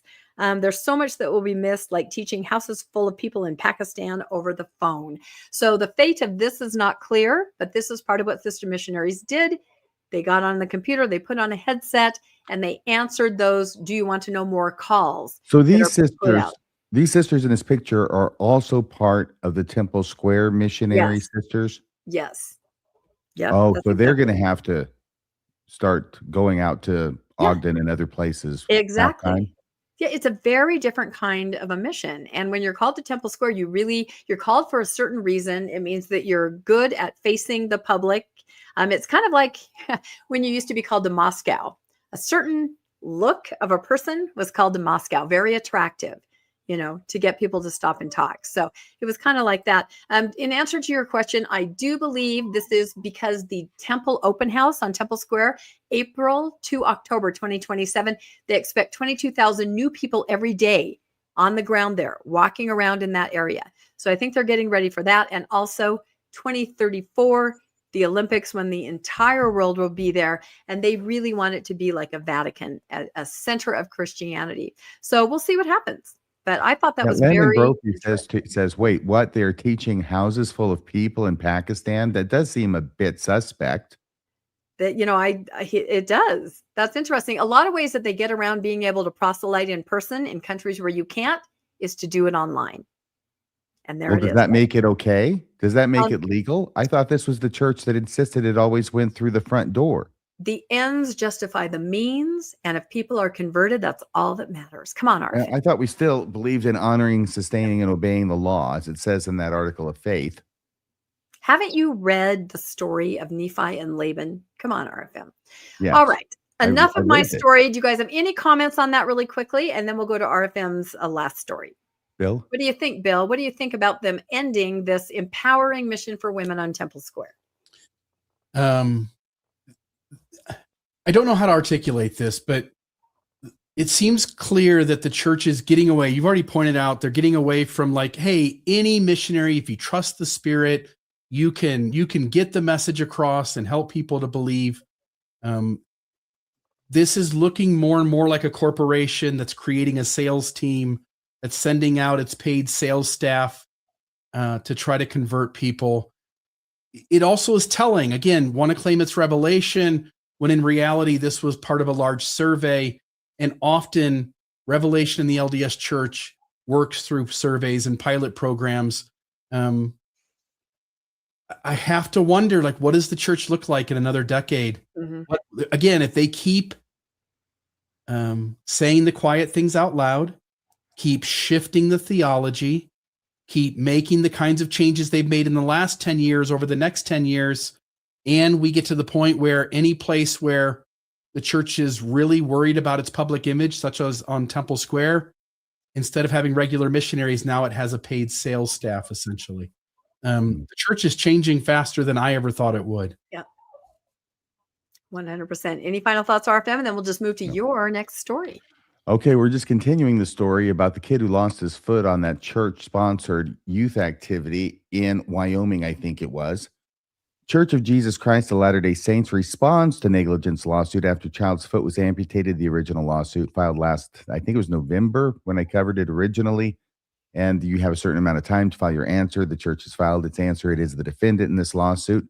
This from Amelia Hobson, January 6th, 2026. In November 2025, a lawsuit was filed against the church.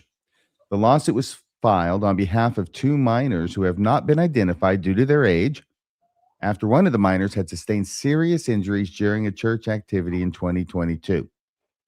At the time of the incident, the minors were 12 and 14. The juveniles were participating in an activity on a boat owned by their ward's young women's leader. According to the lawsuit, while on the boat, the 12-year-old was feeding out a rope to an inner tube when the young women's leader reportedly accelerated.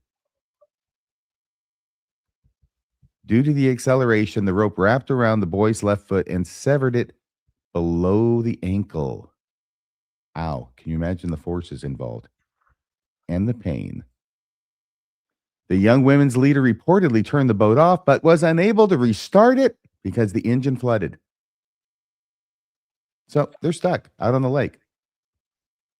The 12-year-old's brother, who was 14 at the time, and is the other minor involved in the lawsuit, called 911. Good.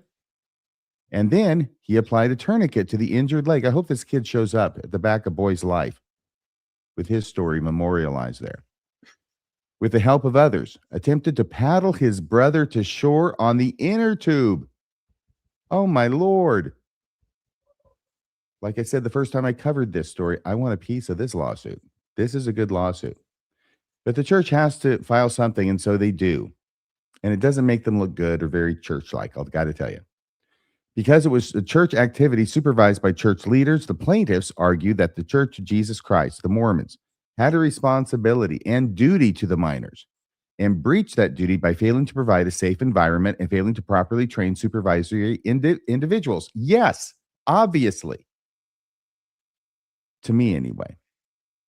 On Monday, January 5th, the LDS Church filed a response to the initial lawsuit. While it admitted that some of its youth activities involve water sports and that the driver of the boat is in charge of some youth activities, yeah, like this one, guys, you know it, it denied that it breached any of its obligations or legal responsibilities.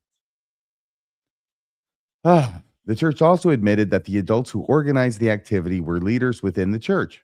They kind of have to, don't they?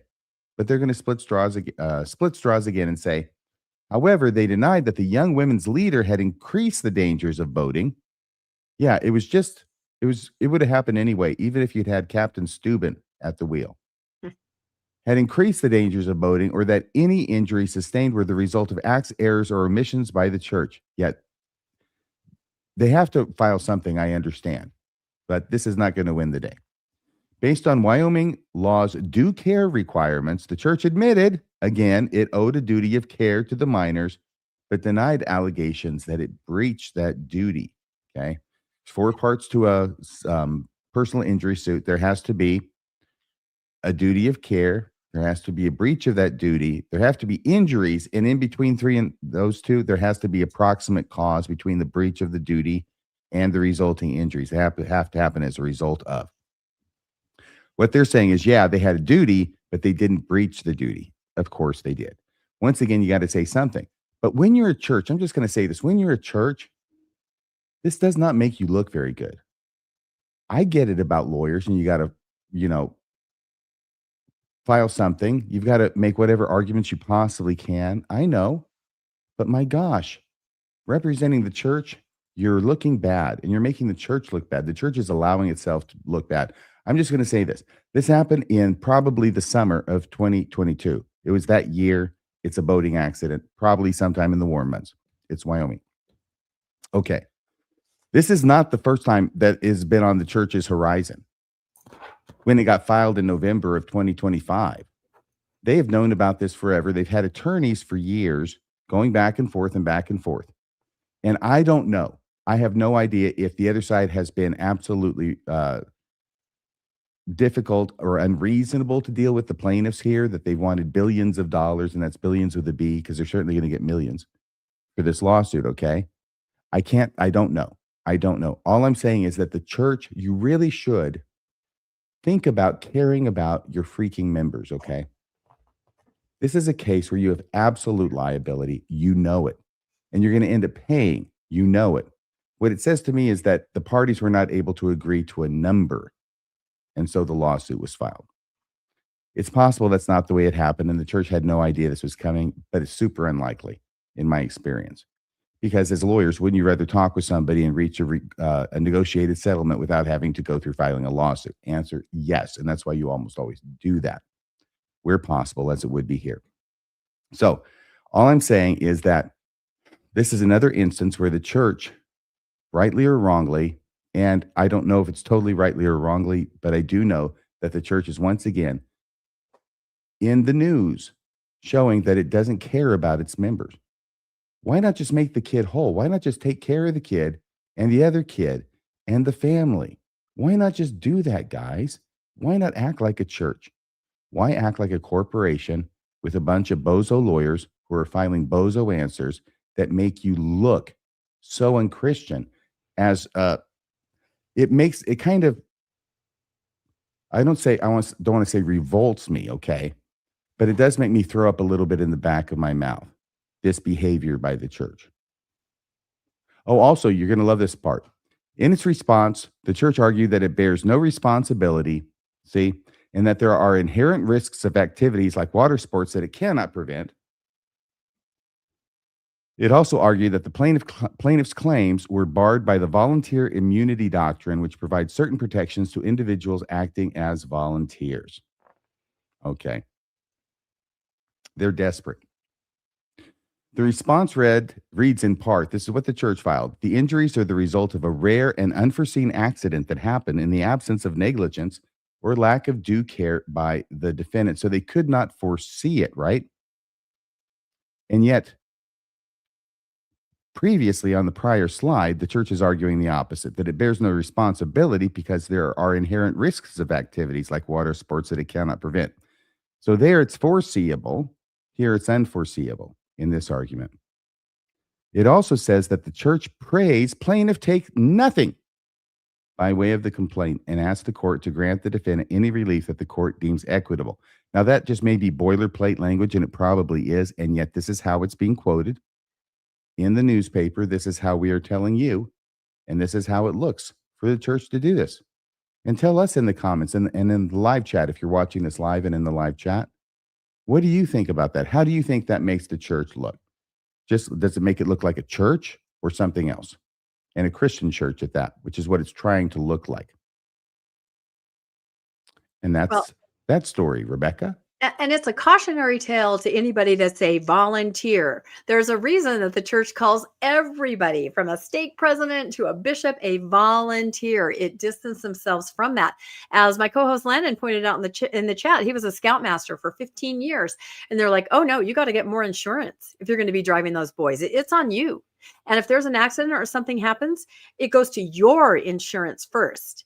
I don't think a lot of people realize this, that when they're just like, sure, I'll drive a gang of girls over to no, they will not have your back. It will be exactly like this. You are a volunteer, and they will throw you, in front of the boat at a moment's notice because you're just a volunteer driving some kids. Thank you for pointing this out, because this was not explicitly stated in the story, but what they're doing is saying, no, we as the church are not responsible. It's all these people's fault. So not only are they sticking it to the guy who lost his foot and his brother who went through everything, they're also sticking it to the members of the church who actually were responsible for it by saying, you, the cheese, stand alone, and we're not going to help you. Yep, they do not have your back. Go ahead, Bill. This is an awful church. You're creating a situation where if local leaders were wise and were paying attention, they would not want to put themselves in any place within the church program where they're going to be the ones who are holding the bag while the church runs off. And RFM, to your point, this church has $265 billion, and a kid lost his foot on a church activity, Mhm. just take care of it. Just do the right thing and take care of it by turning your back on him, by turning your back on the leader. You have essentially showed your true colors, which is your bank account is really all that matters to you. And another great point was made. I can't remember who made it. I just want to underscore it, which is if you are a member of the church, if you are asked to help out in any capacity whatsoever, and we're not talking about CSA now, that's a totally different dynamic with the church. But if you screw something up and somebody loses their foot or gets injured in some way because of your negligence, the church is going to throw you to the wolves and say that they're not responsible at all. So you might want to take that into consideration the next time you say yes when the church asks you to help out with an activity. Yeah, and I think the church's policy is, we're not going to settle anything or give anybody anything because then everybody will want some. Don't you think that is possibly it? We just, Well, there is a we foot don't pay gone here, and I ransom, would think right? that they must have had a number where they would have settled it. I feel like off the books, maybe there is, and I think maybe you're right, but it's interesting how, the standard member, and I didn't think about it either, thinks about liability. I remember the first time I ever thought about it, I had a family member who was a young women's leader in Southern California. And she was saying, yeah, I'm supposed to drive 8 girls in a van to a youth conference across state lines, but the girls aren't citizens. They're here. And she said, is that okay, do you think? And I remember going, Nothing that could go could wrong. put you in a huge, I know they're your young women, and I know that's awesome, but you're driving them, and so she was wrestling with that, but the fact that they would even ask her to do that. So, there are scenarios where you're like, I don't know if this is really the best thing for me, but you're kind of taught not to look at that. So I know that people, again, I know the church wants to protect itself against frivolous lawsuits. yeah. On the other hand, I don't think people are lining up to lose their feet in boating accidents in order to get money from the church. Yeah. A kid lost his foot in a boating accident on an LDS church activity. If you don't just, again, you showed your true colors in the way that you're handling it. RFM, Rebecca, if the three of us were the first presidency and one of our underlings walks into the office and says, hey guys, I have to let you know over here in this place in the church, this accident happened. Here's what happened. We would just all three immediately go, Yeah. take care of it. Whatever they need. You know what we would do, Bill? Yeah. We would go out there. Yeah. We would visit the family. Yeah. We would check up on the kid, and we would make sure that they were satisfied, made whole. But financially, there would be just no ifs, ands, or buts. Did it happen on activity? Yes. Is it a leader's fault who is handling this activity? Yes. Let's not even debate it. Just figure out what is going to make some sort of equivalent to what this kid has lost, and just make it right. We're going to get it back in interest in the stock market in the next 2 weeks. In positive press, although we shouldn't be doing it in order to be seen. Sometimes word leaks out, but you don't do it yourself. You would get it though. You would get positive press. So Yeah, do you remember absolutely. the little You wouldn't boy? be getting this crappy press. Yeah. Do you remember the little boy who lost his life also this summer? Or was it the summer, drowning in a boating accident at a church activity? And I didn't ever hear if they, were trying to get, if there was anything like that. But, these things do happen. And it also makes me think, even going back to another story, you said, show up. Would you show up for these people? We had covered Lesotho, right? Where they didn't show up. That was an accident in Africa. I do question, will they show up for anything having to do with the Tongan ward? They are right here, and something did happen in their building. It is interesting to watch what they will show up for and what they don't. So to keep an eye. Very good. All right. Any more on that? That's really sad. That poor little boy. But his brother, a hero, honestly, a hero, but probably completely traumatized. Oh, I'm sure. Yeah.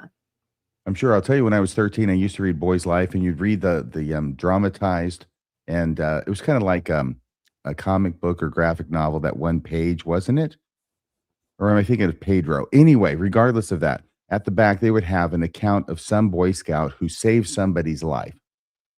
And It was a huge thing. And I know that I often read those and thought ruefully, why can't I be lucky enough to be walking along the side of a lake and see someone out in the middle drowning?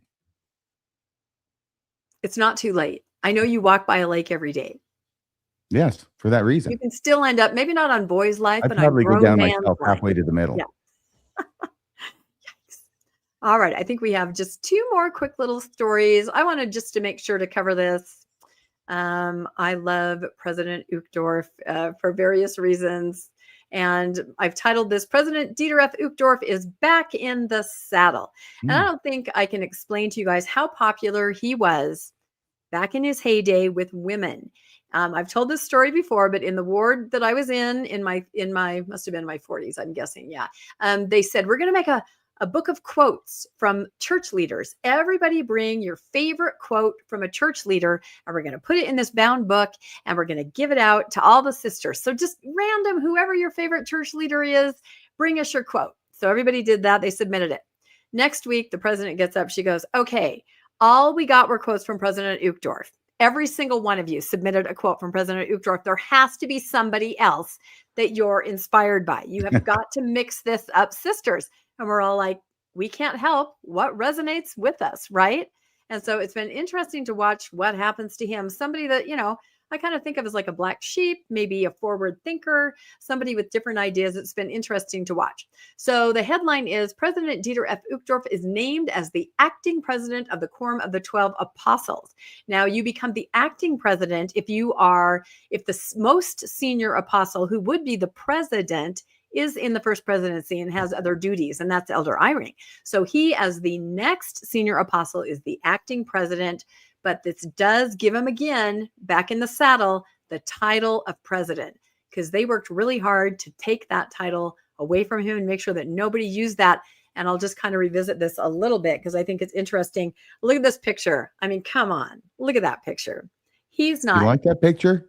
I love that. I'm telling you, women, they get palpitations when he would, for one thing, he had all his hair. That was amazing, right? He was a pilot and he never let you forget it. I mean, come on. Women like that? Apparently some do. When you compare it to the other body of gentlemen that you have to listen to and look at for conference, yes. He stands out. You have to admit. Is the quote you picked from Elder Uchtdorf too? Yes. Okay. Of course it was. It was one of the few times I went to Relief Society. I think they asked me to play the piano. Did everybody say doubt your doubts? Well, no, this was long before that. And that is a problem. He is the one that said that. Mm-hmm. But I kind of feel like he was blinking when he said it, like maybe they made him say it. I don't know. I'm still willing to give him the benefit of the doubt. Anyway, it says he's the acting president now. He will direct the Quorum of the 12 Apostles, which is the second highest presiding body in the church's governance under the first presidency. The primary responsibility of the members of the Quorum of the 12 is as a special witness of the name of Jesus Christ in the world. And I tried to do a little research onto when that changed, because it used to be a special witness of Jesus Christ. And I found a post by you, Bill, on a Faithful Latter-day Saint Reddit sub from 10 years ago, where you were, getting into the weeds with what it meant to be a name and the name of Jesus Christ. And anyway, it was interesting to see, but that's what they do. They witness to the name of Jesus Christ. Now, what happened exactly? Do you guys remember when President Uchtdorf was in the first presidency? Do you guys remember this? There Is he this is. a real picture? Of course it's a real picture. Is Elder Uchtdorf sitting on something? Because otherwise, Elder Eyring is freakishly tall. Well, okay, do not do that to me again. Why doesn't he have a pitchfork in one hand? I don't know if he's sitting on something, but it is the real picture of the first presidency under President Monson. And he was indeed one of the counselors. And then, of course, I have juxtaposed that with someone else who might be a little jealous of Uchtdorf's popularity, because he was the one that was getting his quotes in the books by all the women, right? It was not President Nelson. So as soon as President Nelson became the prophet, for only the second time, right, in modern day history of the church, someone was taken out of the first presidency. The other person was Hugh B. Brown, and he was taken out because he dared to say, that priesthood ban thing, I think we should probably get rid of that. And instead they got rid of him. And look at President Eyring. My gosh, he stayed in there forever. He hasn't been taken out of the first presidency. He's never been removed. Honestly, isn't he the first person you take out if you became the president? Yeah, well, I think that President Nelson was looking for like-minded individuals. I feel like perhaps he wanted Dallin Oaks and not President Uchtdorf. So at this point, I have to, I got to say, by having Eyring in church leadership for this many years, the church has spent a lot more on facial tissues. It's true. Yeah. Yeah. Well, that explains some of their stock options.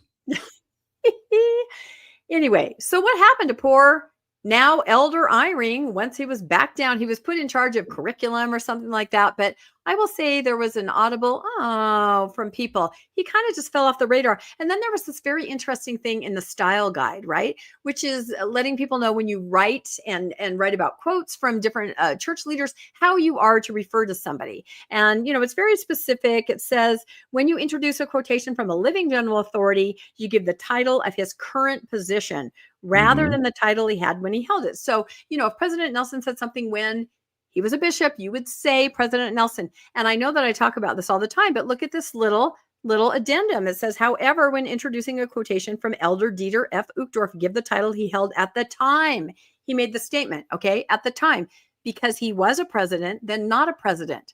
However, somebody pointed this out to me in an article just last week before he was made acting president. Here is a quote from Elder Uchtdorf, right? And it says in the citation, Elder Dieter F. Uchtdorf of the Quorum of the 12, then the second counselor of the first presidency. So right there, they're disregarding their own rule of what they're supposed to do. They will do anything to continue to call him elder, right? But it's not a legalistic church. No. But anyway, none of that matters whether, you have this little thing. And I'm going to be curious if they remove this, because now he is a president. There's no other way to look at it. And not only is he the acting president of the Quorum of the 12, but this is very interesting. And I'm sure you guys have kind of looked at this, maybe not this specifically, but things like this. This is by Zelophehad's daughters, who kind of crunches these numbers.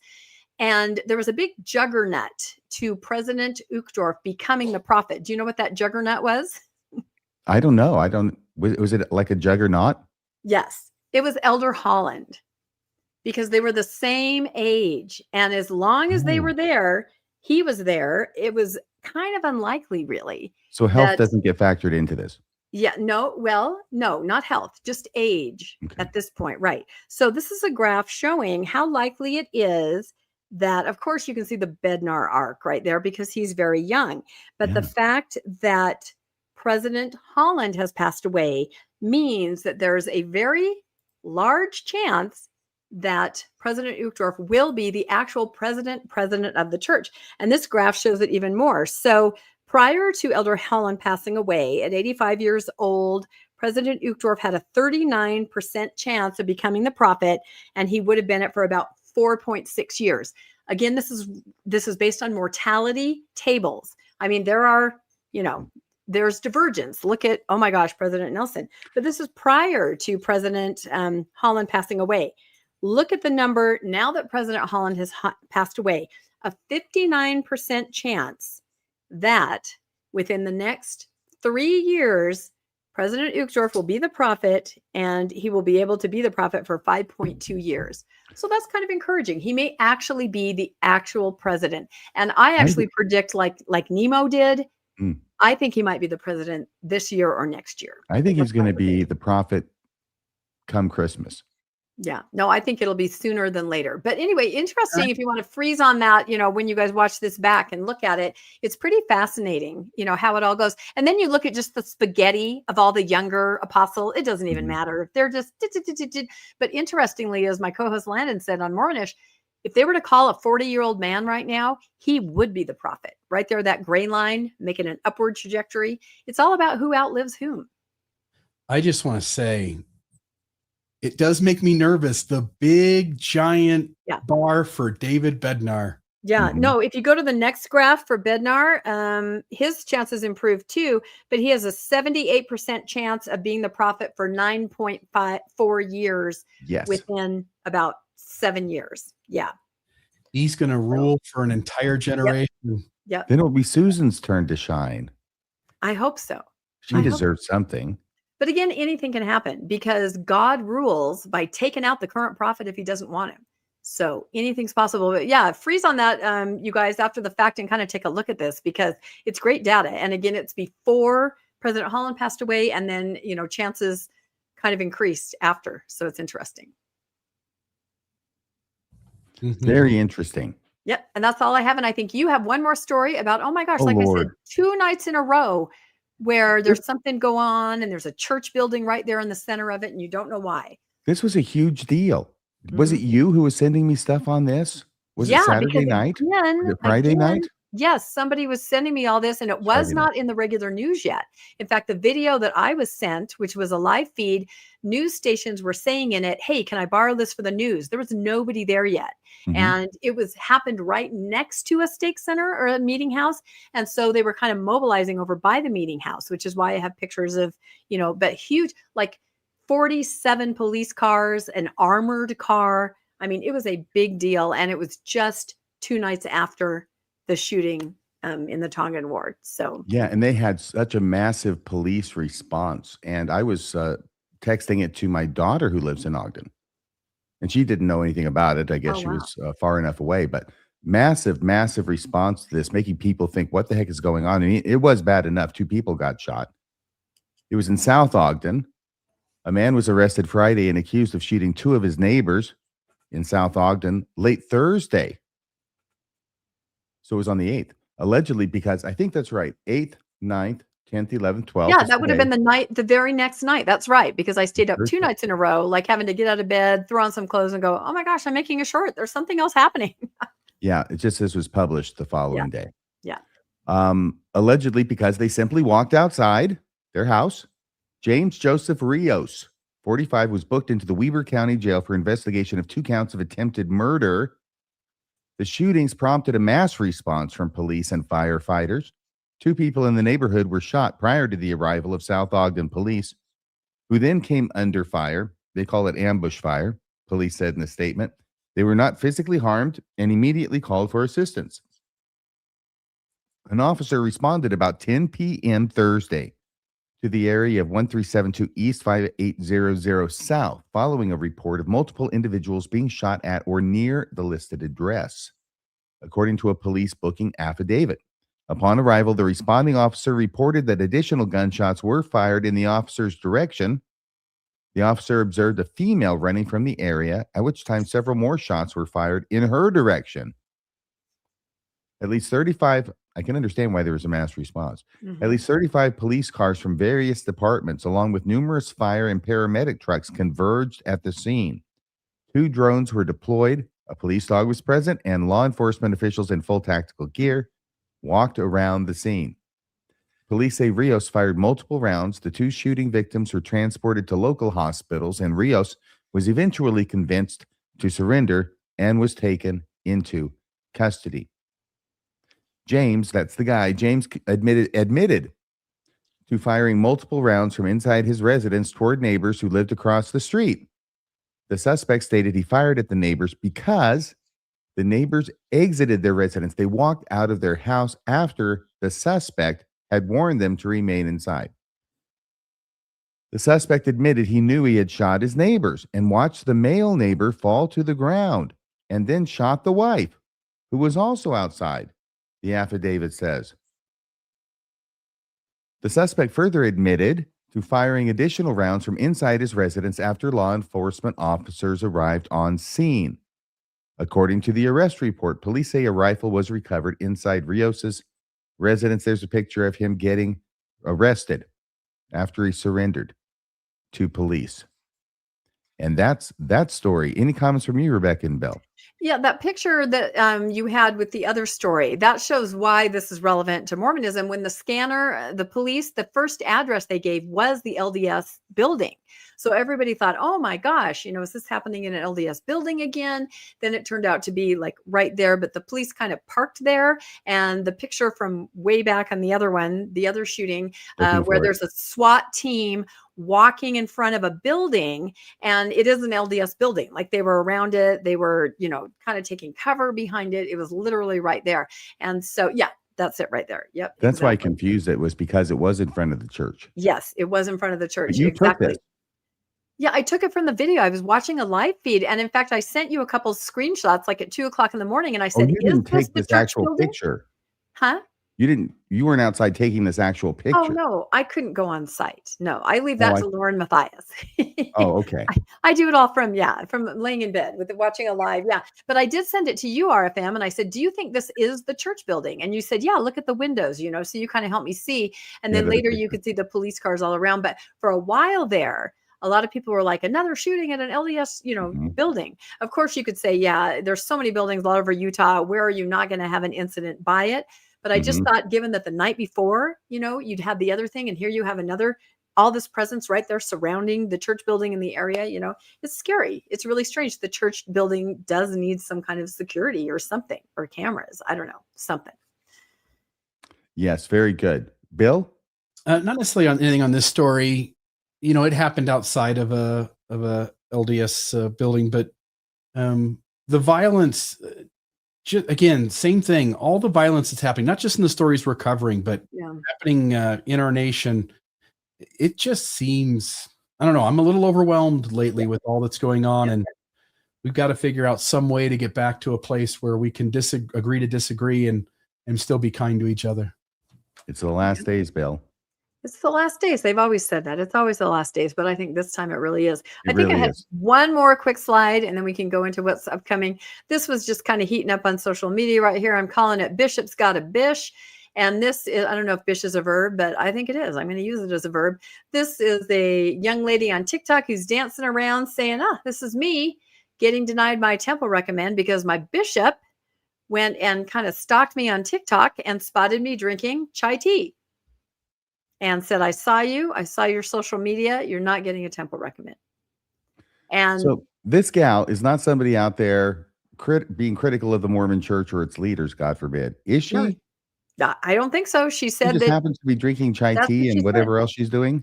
Yeah, probably like me. I mean, going, woohoo, if my bishop were to call me and go, I saw you on the Mormon Newscast, and the only complaint I have is you're drinking a hot drink. I don't know if that would be the only complaint, but it was interesting, the response very quickly. A lot of people were like, oh my gosh, how inappropriate. He's stalking her, creepy bishop. He's Oh. looking at her social media. Somebody else said, good on that bishop. Oh. We are tired of bishops just turning a blind eye when people say, it just doesn't work for me not to drink coffee. Garments just don't work. We talk about this all the time, right? The 30-somethings, they can get away with everything. So somebody said, good on this bishop. He's actually laying down the law. You cannot drink tea. You are drinking tea. You do not get a temple recommend. So it was funny to see some of the different reactions. But when people go and put videos, they create videos, they put them up for everybody in the world to see. I always have trouble associating the word stalking with looking at that. Yeah, but if you're actively looking for a person, like they're coming in from a recommend, you're like, I'm going to see what she's up to. Maybe that might be considered creepy. I don't know. And she You know doesn't what the seem best to- new tool that police have discovered in the last 25 years for prosecuting criminals? Facebook. Yes. Yep, everybody's got to put it all out there. Look at me. I mean, I'm that is a looking step at that this window. you're not going to skip that. That's going to be an early step whenever you're investigating anybody. Yeah. Look at Facebook, see what they're doing, what they're saying about themselves. How There have when you're been like many, including some dating, of you my have own to look clients who have somebody up. hung Yeah. themselves by what they said. Yeah, you have to look people up and see what are you up to? You have too many cat pictures, then you're a little strange. I have a lot of cat pictures. All right, let's move on. We are at the end here. We're going to talk about what is coming up next this week. There's always a lot of fun stuff. Brody's. I put that in there again because it's so important. Okay. Yep. And remind everybody your show Wednesday is. Yeah, I Wednesday mean, at 6 it's in there o'clock. because Wednesday night. Go ahead, RFM. Sorry. Wednesday at 6 o'clock. And it's the first time we're going to do a great show. It's not going to be exactly like the Golden Globes or the Academy Awards, but I do want to give people the option that if you win, to have a link that you can come on the show. It'd have to be right after your name was announced, pretty much, and make an acceptance speech. Although, if you want to do that, I want to make that available to you. So are you going to tell people ahead of time you will know and say No. you might want to just wait? Nope. Or Nope. you're going to make everybody hopeful. They would have to wait, just like at the just like Oscars, the you're like, Academy oh, Awards. please Yep. be my name. And then you click and you jump right in. Yeah, you'd have to. You'd have to wipe away the tears, Yeah. of gratitude. Oh, wow. Interesting. Okay. All right. So that's Wednesday night, regular time, 6 p.m. Yeah, it's going to be great. I might have to tune in. We'll see what happens. If you haven't voted yet, go there and vote now. Yep. Do we have that link in the chat or? It was put in the live Show notes? chat, and it's also down below in the YouTube description for the video. Yep. Okay. Yep, that is. So it's not too late to vote. Go and do that. If anybody doesn't know, that's a picture of Fawn Brody. She wrote No Man Knows My History, a definitive and early biography of Joseph Smith, published in 1945. That's why it's called the Brody Awards. And I'll just say, too, the image we had of her, people always want to speak bad about AI. The picture that we have of her is really small, and when you make it bigger, it's super fuzzy and you can't see her very well. I took the image, put it through AI, and said, please increase the resolution of this, improve the clarity.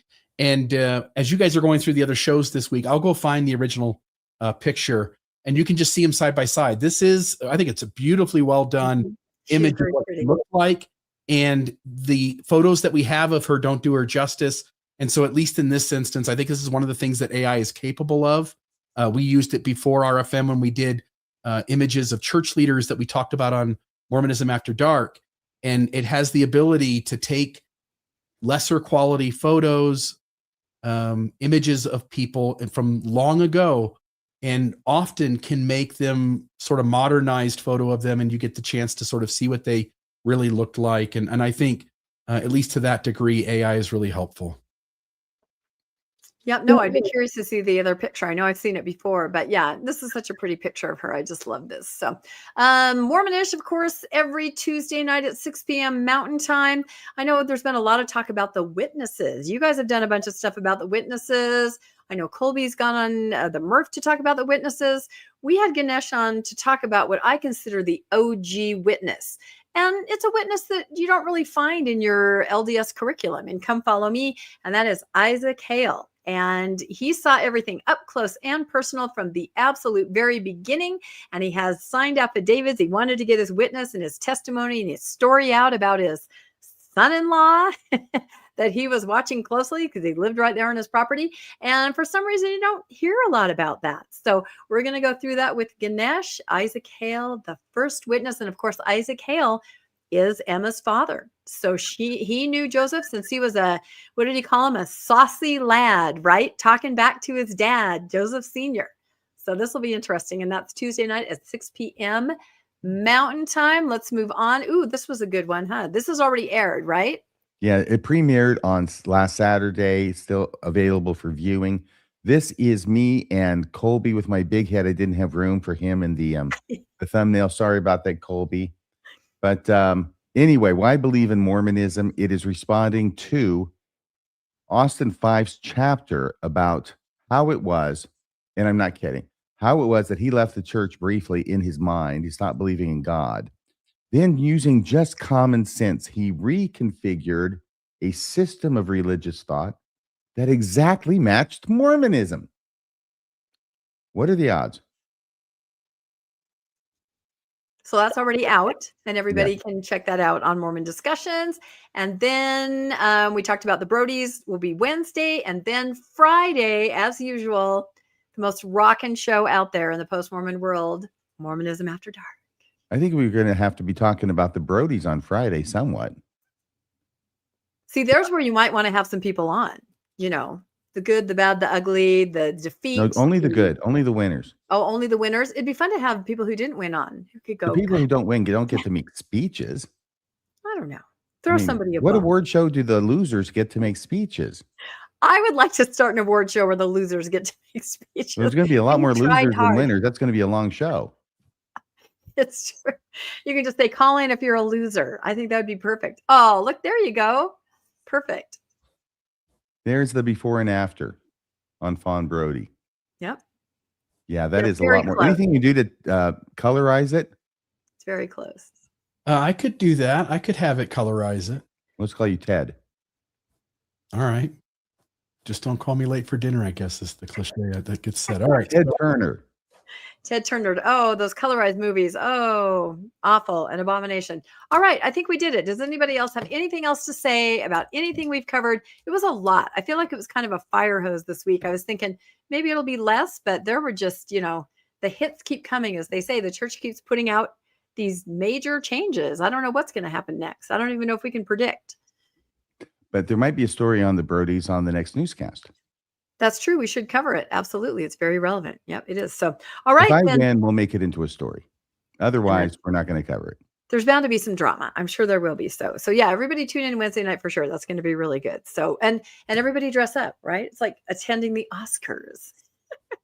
Well, yeah, I'll be Oh, in a tux. Absolutely, I you will guarantee. be in a tux. I know. And on your best behavior because, it's Oscar night, Brody night. Mhm. So, all right. Thank you so much, everybody, for tuning in. We absolutely love putting out this content for you guys. And I have to say, we do monitor your comments all the time. Like I get a lot of information and I try to bring it into the show. So I like to think this is kind of a crowdsourced sort of a thing because you guys are super smart and you know a lot. And so keep those comments coming because we are paying attention. And, lots of times we'll say, I can't remember. And I'll look over to my right where the comments are streaming. I'm like, oh, it was this. So I sound a lot smarter than I am just because I'm reading your comments. So thank you for participating. And thank you, RFM. And thank you, Bill. And we will see everybody, hopefully, at all the things we just detailed that are coming up this week. And then again on the newscast next Monday. Good night, everybody. Good night. That's a wrap for this week's edition of the Mormon Newscast. We appreciate you tuning in and sharing this time with us. Keep the conversation going and stay informed on all things Mormonism. Until next week, wishing you peace and joy. See you next Monday at 6 p.m. on the Mormon Newscast.